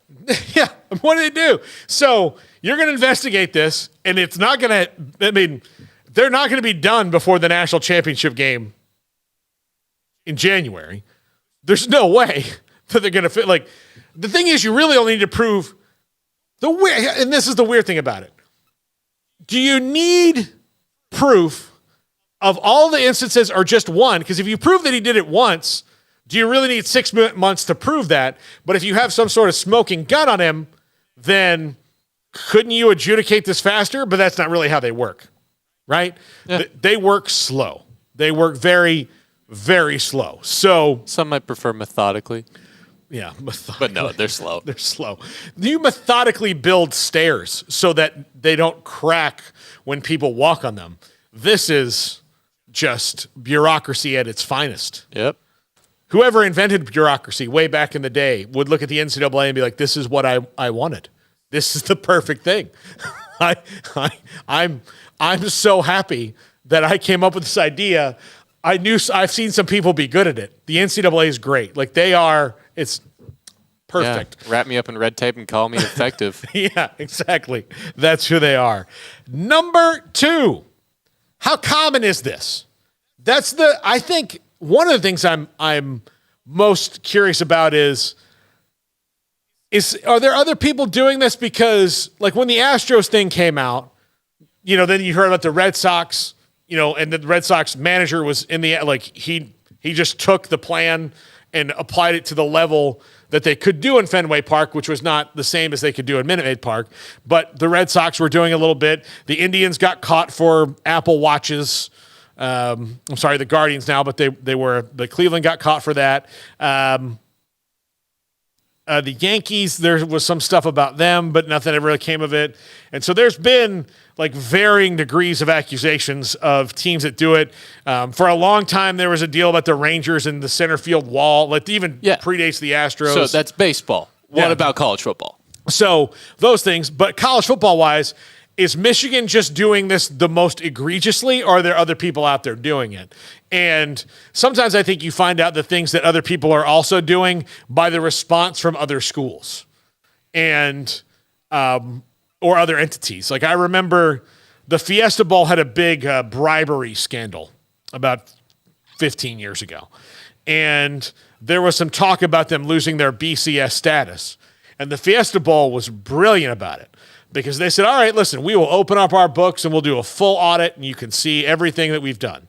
If everyone else does. We would also specifically like to see the Sugar Bowl in New Orleans and the Orange Bowl in Miami's books because those cities politically are not exactly pure as the driven snow.